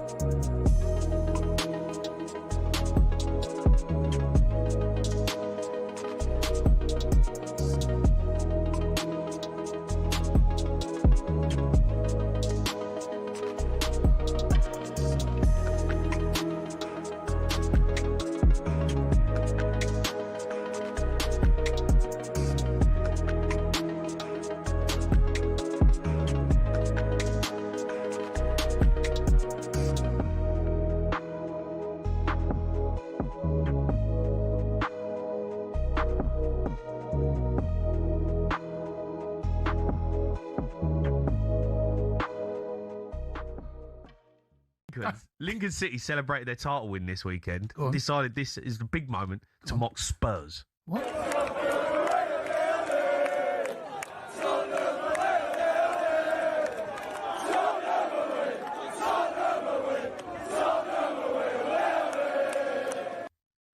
Oh my God! up the imps. Up the imps. Jay, Tottenham away, ole. That is shameless. I don't know where to Tottenham. go. Do you know that game now has been built up to something? Right? Yeah, I know. It has. It's been a thing because of you. Because of you. It has nothing to do with me. I'm not. No, it is. No, it's because of you. You made it a I'm thing. not playing centre off Spurs. It's just who we are, It's not my fault you're there. It's a killer. It's a killer. Lincoln away next season. Mate, don't knock the imps, mate. Up the imps. Lincoln away. Ole. It's a killer. It is. Can you imagine Spurs start singing Lincoln away, ole. Well, you know what? We're going to have to. Maybe we're going to have to. No, Jay, get out of it, mate. Do you think we'll get out of it? Jay, I've been saying all along you'll get out of it, right? You'll find a way. I cannot... Look, it's a straight shootout between you and West Ham. Yeah. Up the irons. Straight shootout, mate. I can't see it. I can't see it. No, it is a straight shootout between you. Yeah, it is. Yeah, but West Ham are decent. Mate, they've been decent. They've been all right. Look, you picked up your first victory, right? Roberto De Spurs. At what cost? Solanke and Jamie Simmons out. Season over. Patch them up, get them out. You got Bergvall back. Yeah. Bentoncourt's back. The Bentoncourt was good. Right, okay, so you got them back. Stop moaning.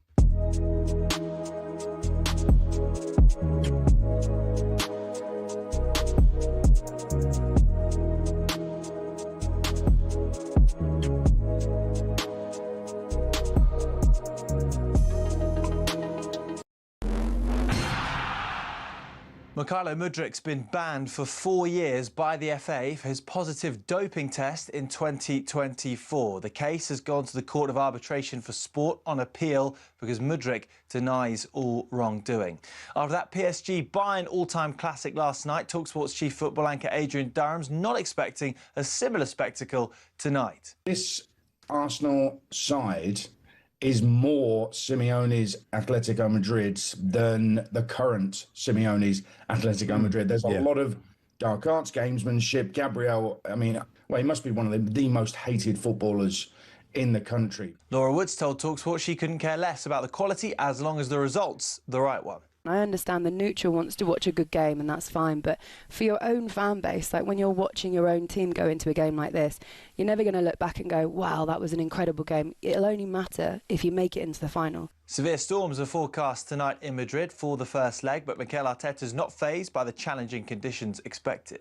We adapt to any context, and for the last 9 months, imagine the amount of games that we have played in different scenarios, different contexts, different opponents. So we'll adapt to the conditions in the best possible way to be ourselves and win the game. You can listen live on talkSPORT from 7 p.m. FIFA, meanwhile, are considering making it law for all clubs to have a homegrown under-21 on the pitch at all time. The plan is set to be submitted to FIFA's council next year. Speaking of homegrown talent, talkSPORT understands Mainoo has today signed a contract extension at Manchester United until 2031. The midfielder's made 98 appearances for United. He's set to earn around 150 grand a week. There's more at talkSPORT.com.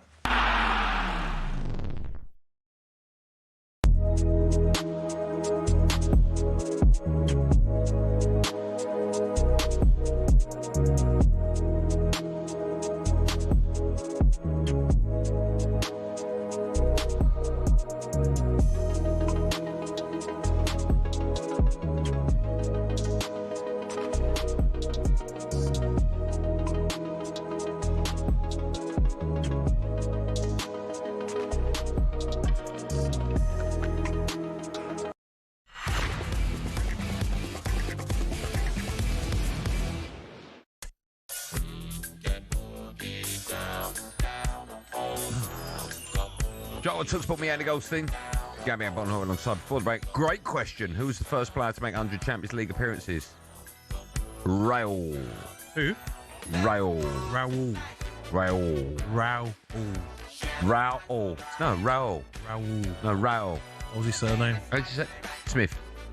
How do you say P-E-L-E? P-E-L-E. He said that. L-A. Not Pele. L-A. Pele. Do you know what his real name was? No. Edson Arantes do Nascimento. Do you know what Ronaldinho's real name was? Stuart. Ronaldo. Was it? Yep. And he changed it. I was watching a documentary. Now, I tried to watch that documentary, and when I pressed play, it was with American dubbing. And it was like Ronaldinho walks into a room and it's like, hey, everybody, how's it going? And I was like, yeah, but it just put me off because I was like, oh, no, change it. It's worth watching, mate. Is it? What a character. He partied like he didn't believe. Yeah, I know. I thought I was a party boy. He was single now, isn't he? I think once, mate, he literally didn't turn up for training for a week because he was partying. Didn't want to miss out. You should watch a documentary called The Greatest Player Never to Play. Have you heard of that? Not you. No, seriously, have you heard about it? Never heard of it. It's an unbelievable documentary, true story, about a guy that it starts off looking like a very, very famous Brazilian footballer. Okay. Let's say Zico. It's not Zico. No, I can't remember who it is, but let's say. And he'd go out to clubs and he'd be with women and so on.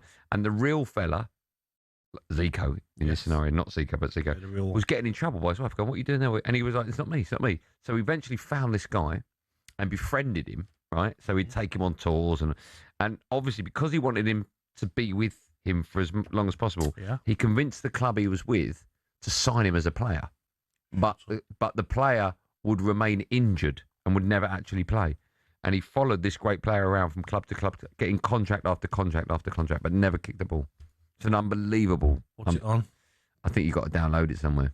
I think it's called The Player That Never Played, Greatest Player Never to Play. I think something like that.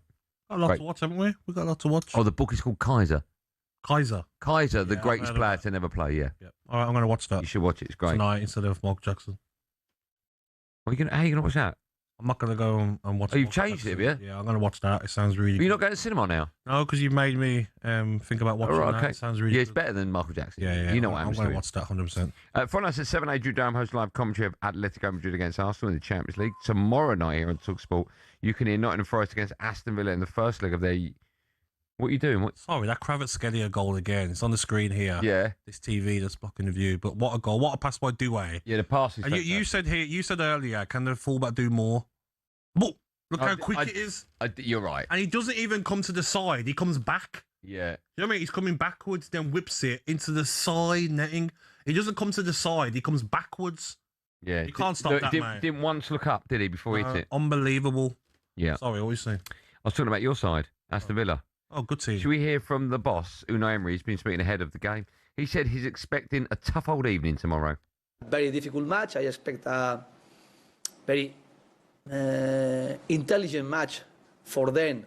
And hopefully, of course, we must play intelligent and then compete and try to enjoy. The enjoy as well is something we can feel it with the supporters, with the players, everybody involving in this semi-final. We must try to enjoy and enjoy in the preparation, enjoy the hours before the match, enjoy during the match, and enjoy during the days between the first leg and the second leg. Sorry, just watching that game, that Doué is unbelievable, isn't he? Unbelievable. They're all amazing. Barcola off the bench. Yeah. Anyway, let's talk about your team. Yeah, come on. Do you think that it's Aston Villa against Forest? Do you think playing an English side in the semis is an advantage or disadvantage? Disadvantage. Why? Most Villa fans said the same thing like I did. Rather play at FC Porto because You've got the embarrassment factor on it. Embarrassment factor, and you know a lot about each other. Yeah. You know, already played twice this season against Nottingham Forest, 1-1 and drew 1. And there wasn't much in it in the second game a couple of weeks ago. Villa missed a lot of chances, but it was a tight game. And it's the embarrassing part of Nottingham Forest are in a relegation battle. Yeah. And if they beat you in the semi-final, go on to win it, and then they're in the Champions League next season, it could totally change Nottingham Forest fortunes, couldn't it? Yeah. Then it might be a case of, Anderson, do you really want to leave now? Gibbs, why do you want to leave? You've got that's a good point. That's a good point. So there's so much on it, and they're looking a lot safer now in the Premier League. Yeah. Because of recent results. They don't have to rest players. The last quarterfinal, both legs, they rested players because they still need to get results in the Premier League. They can go full strength Thursday, both games. So I worry in this game for Aston Villa. Why can't you? No, we will go full strength as well. Right, okay. I'm saying that like it would have been better if you're playing against Nottingham Forest because they've got to rest. You've got players. Spurs in the middle. Yes, on Sunday. Do you expect Unai Emery to rest players for that? He doesn't normally like to, but I just think this is so important because we're 8 points ahead of Brighton with 4 games to go. So it's not there yet, guaranteed Champions League football, but Aston Villa haven't won a trophy since 1996. But Spurs will be desperate for you to rest. Oh, 100%. And if he does, the standard of the players that he's bringing on, Jadon Sancho and Leon Bailey, like it's a poor replacement. Okay. If you're Porro, if you're Udogie or Spence, and those are the two wingers are playing against you, you're buzzing. Laughing. Because whenever they come on, they look lethargic, don't look at the races. Jadon Sancho against Sunderland, give the ball away twice, Sunderland get 2 goals, before you know it, it's 3-3. Leon Bailey comes on and he can't get past the player. Yeah. Like, I'll say he can't get past the player, and like, he cannot get past a player. Yeah. I play that position, and you watch the players that played last night. Aston Villa, if they do get Champions League football next season, they need a good summer because they had a good go in the Champions League when they had Rashford, Asensio, Duran. Yeah. So in the summer, they need a lot better players and younger players. But I think it's going to be 2 tight legs. I think it'll go either way, mate. I think it's a 50-50. What have you made of Vitor Pereira since he came in? They battered Sunderland 5-0 on Friday. I didn't see that one coming. When I watched the game, I was confused what was going on. Like, Sunderland couldn't get out, some of the chances that they were giving up. But he's given them belief, hasn't he? Stability. Obviously, Sean Dyche went in there, done an okay job, ended up getting the sack. But you see familiar team sheets. That's the biggest thing, I think, with teams. Look at Man City. You know what team he's going to be. You know it's going to be Hutchinson. You know it's going to be Igor Jesus. You know it's going to be Gibbs-White. Hudson-Odoi when he's available. Chris Wood's back now as well. Let's be honest, Nottingham Forest squad of players, they should be nowhere near where they are in the Premier League. I know we say that maybe about West Ham and Spurs, but Forest have got some good players, mate. Yeah, first leg's at their gaff, right? First leg's at Nottingham Forest, yeah. Second leg next Thursday. Mate, I'm nervous. And this is a lot of Villa fans I'm seeing on social media very nervous. I think you'll win over 2 legs. I know, mate, but it'd be heartbreaking. Of course it would be. Because loser against Olympiacos. You've got, listen, I think Pereira's done amazing things, but you've got a specialist in this competition. Of course. And it's just going to come down to probably fine margins, who takes their chances, who's clinical. Yeah. Because Ollie Watkins is in great form, but he's missing some of these chances where he's trying to smash the life out of the ball. Yeah. He can just caress it Harry Kane style. But I'm looking forward to it. Going to be tight. Don't surprise you, mate, if it's like 1-1, 1-1. First leg, yeah. They usually are. Time or yeah, something. I get that. That's a massive game in Europe tomorrow. When we come back, we'll be concentrating on a massive game in Europe tonight. Arsenal in action away at Atletico. It's live on talkSPORT. We will have team news for you right after this.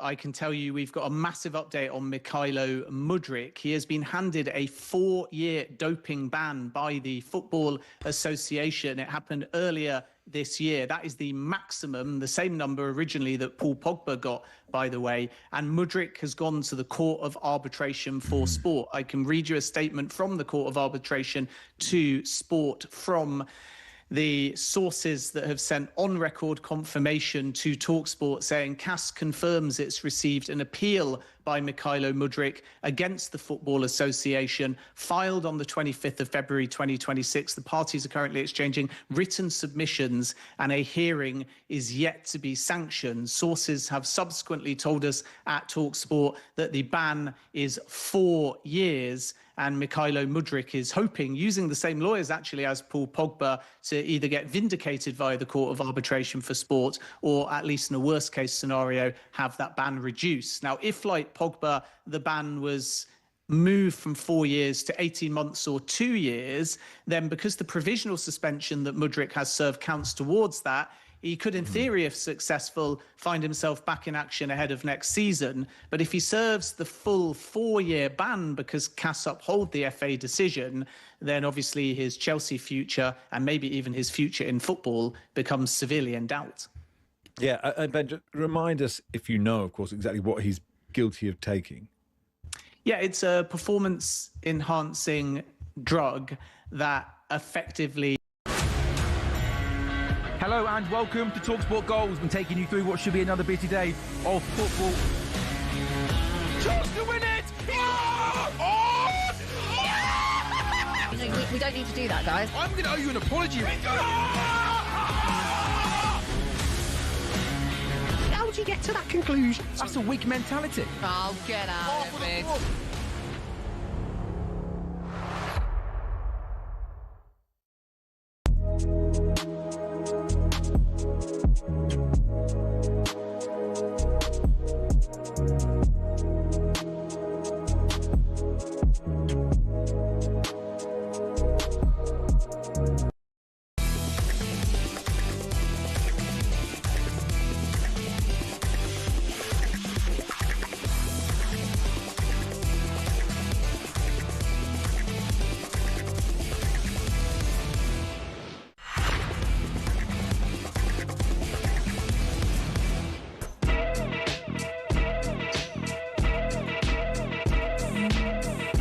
Drive on talkSPORT is a tune. Drive on talkSPORT, me, Andy Goldstein, the superstar that is Gabby Agbonlahor in partnership with Giacomo. Get fresh looks and great brands from Giacomo. Right, here we go. Following us at 7 Adrian Daramos live commentary of Atletico Madrid against Arsenal in the Champions League semi-final first leg. Team news is in. Let's say hello and good evening to Jim Proudfoot, who has all the details. Jim, good evening. Andy, Gabby, very good evening to you. Well, it isn't quite the Arsenal side that was widely expected. There's no Saka, with Madueke keeping his place on the wing. Saka is among the subs. And Ben White stays behind Madueke at right back rather than Mosquera being recalled. Eze went off against Newcastle, and whilst he's on the bench, Martinelli is recalled in his place. And with Kai Havertz injured, Gyökeres leads the lines, one of two changes to the team that beat Newcastle on Saturday. So it was Raya in goal, White, Saliba, Gabriel, Nkapie, Odegaard, Zubimendi and Rice, Madueke, Gyökeres and Martinelli. On the bench, keepers Aretha Balaga and Setford, Mosquera, Saka, Jesus and Eze, Norgard, Trossard, Calafiori, Lewis Skelly, Dowman and Salmon. For Atletico, the big questions were whether Ademola Lookman was fit and who'd play at centre-half. Lookman does start, and it's Hansko who partners Pubil with Griezmann and Alvarez up front as expected. So Oblak in goal, Llorente, Pubil, Hansko and Ruggieri, Simeone, Cardoso, Koke and Lookman, Griezmann and Alvarez. And Arsenal aiming for their first semi-final, their first final in the Champions League for 20 years. Will they be able to get past Atletico, as they did so comfortably in the league stage of this competition? We kick off at 8, and the whole game is live on talkSPORT. Thank you, Jim. Can't wait for that. And, of course, on the final whistle, the boys on the Sports Bar, Jason Cundy and Jeremy O'Hara, will be taking your calls. Guess who's walked into the studio? Surprise? Not a surprise. Not a surprise. One more Billy's here. Hello. How's your day been, Bill? Really good, Alan. Yeah, no, honestly. Right, Gab? Wasting my time now. You're a good guy, mate. Cheers, mate. Good guy, mate. End of show quiz. Have you enjoyed the show today? Yeah, I've loved it. Been great, Always isn't love it. Oh, dear, that's nice. What are we doing? Well, I'm not sure if you remember on yesterday's show. Yeah. Benty couldn't name the members of the Beatles. Yes, I do remember that. So today's quiz is kind of things you should know. Yeah. Things you should know. All right, okay. Well, this will be interesting. We'll do well at this, mate. Yeah, no, there's no we. It's me v you. Oh, okay. I'll do one. Yeah. Hopefully, you will. Yeah. Andy, do you want to go first? Well, ladies first. I mean, it's Gabs is my wonderful co-host. Can you do it? So it's Gabs. your show, isn't it? Okay, fine. I'll go first. All right. Andy. Hi. Can you name? Yeah. All 8 planets in our solar system? Yeah, I can. Yeah. Earth. The Moon. Oh, planets. Earth. Wow. Good Uranus. one. Pluto. Saturn. Neptune. Jupiter. Mars. Pluto's not a planet anymore. What happened to it? It's good. It's too small. They got rid of it. Oh, okay. I've got them all now. I think you did, yeah. Yeah. Venus? Did you say Venus? No, I didn't say Venus. Right, there you go. Did I say Uranus? Serena. Did I mention Uranus? Yeah. I did mention Uranus. Okay. Yeah. Oh, you usually leave that one out. Gabby, the same question Benty struggled with yesterday. Can you name the members of the Beatles? I don't think it's fair to do questions that you had yesterday. We're better than that. Well, we're not. We're so not better than that. You don't think so? So just name 4 members of the Beatles for me. Full names. McCartney. Full names. Paul McCartney. He's one. Phew, that's good. That's it. Yeah. Oh, come on. You must be able to get at least... I don't, mate. Come on. No, it's not great. I don't believe I'm distracted. That. The football's no, on. No, Gab, look at me. PSG 5. Name another Beatle. Who did he write all the songs with? He was shot outside the Dakota building in New York. Shot? Yeah. Oh, my. Don't tell me I'm breaking the news here. John Lennon's died. Which what? When did that happen? Pass. I'll pass. John Lennon? Yeah. I don't know, mate. Why are you bullying me? Yoko Ono. Who? Yoko. Drummer. Yep. Top drummer. Yeah, top drummer, Yoko. Cody Side. And Audley Harrison. Audley? Same name. Same name. Oh. Yeah. Okay. Oh, yeah, that's right. Andy, why was the Cold War called the Cold War? Freezing. No, because it started when someone forgot to put the heating on. And they went nuts about it. Yeah? Yeah, that's right. Yeah, I remember that. Yeah. It's all about it's called the thermostat war, actually. If you want to be pedantic about it. Yeah, I'll give you that one. Yeah, thanks. Gabby, who discovered gravity and how did they do it? Great question. Tom's like this with somewhere. Do you know what gravity is? I'm not in the mood. Do you know what gravity is, Ab? You must know. I don't know what gravity means. I pass again. No, Gabs, come on. I'm not playing, guys. No passing. Can I answer it? You can answer it. I'm Isaac not playing. Newton. Football. And an apple fell on his head. Yeah, correct. A what? An apple. When was that discovered? Either of you know? Oh, that's great. Is it 15 something? 11. 1628. 1666. Well, I discovered it in 1628 and then quiz. kept it. Not really. I don't think so. No. Next one. Andy, in the UK, how many sides does a stop sign have? None. It's a circle. Incorrect. Oh. It's got 8. All right, okay. I'm thinking of a... What's the circle? What a ball. Doesn't matter. No, don't matter. Okay, Gabby, your question. Concentrate, Gabby. Forget the game. You've seen it. It happened. Concentrate, Gabby, who painted the Mona Lisa? Great question. Who painted it? Don't put your ears in. Who painted the Mona We need Lisa? to break. 1 second. Who painted? No. Got No loads of helping. time. Loads of time. No. Who painted the Mona Lisa? Joe, you are... Good, Joe. What You're did you worse say? than to it? Ed, mate. Go on, what did he say? I don't know. Just repeat what he said. He might be Told right. me anything. That's what I'm disappointed. Go on. Maybe it's the wrong one. Who painted the Mona Lisa? Leonardo da Vinci. I thought you were going to say DiCaprio. Is that what you told him? Right. You're on the board, Gab. Well done. Thanks, mate. Thanks, mate. Well done, Joe. I knew it was Leonardo or something. Andy, how long does it take for sunlight to reach Earth? That's an unbelievable question. Can I have this? Yeah. I've got a number in my head, but I think I'm miles off it. What are you thinking? I'm going to think like between 8 and 10 minutes. I was going to say 8 minutes, but I don't think it's anywhere near that. It's I think going to be it's 8 seconds.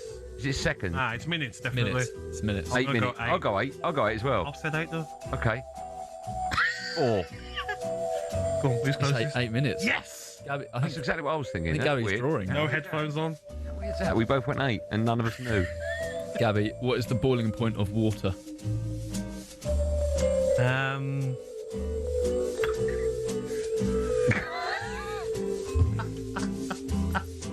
What's that? 0? What are you going for? I'm going to pass, mate. Passing again. Yeah. Pass. If you had to guess, what temperature? What would it be? What temperature? Yeah, what Any number? number. Give us Yeah. a number. 30? 30. Oh, God. Where's my drink? It's 30, Gabs. Well done. Yeah, well done. 3-2, Gabby. Actually. Is it 100? Yeah, it's 100. Yeah. Do you want one more? Yeah, we've got one Closest more each, yeah. Oh, okay. Close to the bin, wins, yeah, yeah. fine. How long ago were the dinosaurs on Earth? I'll let Gab go first. Gabs, you first. Don't look at your phone. How long ago? Dinosaurs on Earth, I'm going to say 10,000 years ago.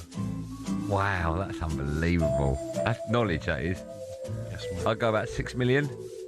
245 million. 240. Oh my God, we're both miles out. It's amazing they've got records from that far ago, haven't they? That long ago, they've got records, yeah. What, like the Beach Boys and Yeah, exactly. Oasis? What dinosaurs were there, there. You know, there are some dinosaurs walking past where we are now. 100%, mate. Yeah. Do you know, there's actually some still working here. Right. Any names? No, God, no. I don't want to name anyone. You sure? I'm in enough trouble as it is. Name one. No. Don't be boring. No. Someone's on the Gab. drive home now. Right. Who? No, I'm not Hey, saying- it's a good day. No, definitely not Cundy. I love Cundy. Right, you're back on the breakfast show tomorrow morning. Yes, no Who are you quizzes. Jeff Stelling. Okay, right. Good luck with that. Set your alarm clock. We'll be back tomorrow. Benty will join me from 4 o'clock. You want to stay where you are because we've got live. What a game. Live commentary of Atletico Madrid against Arsenal. Live commentary. Build up begins now. It kicks off at 8. The boys on the sports bar. I'll take your call from 10-ish tonight. Have a lovely day. Thanks for listening. Be safe, everyone. Be safe.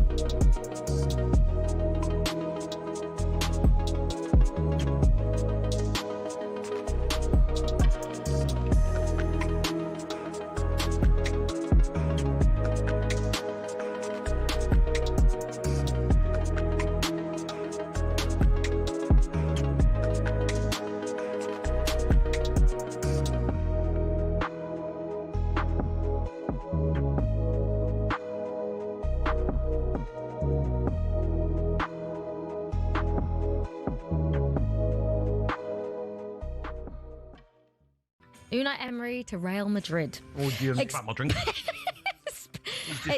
He's an experienced Spaniard whose heart is open to a move back home. He's enjoyed his time in the Midlands. His current partner is begging him to stay. But sometimes you just can't say no to something bigger and better. So will he ditch his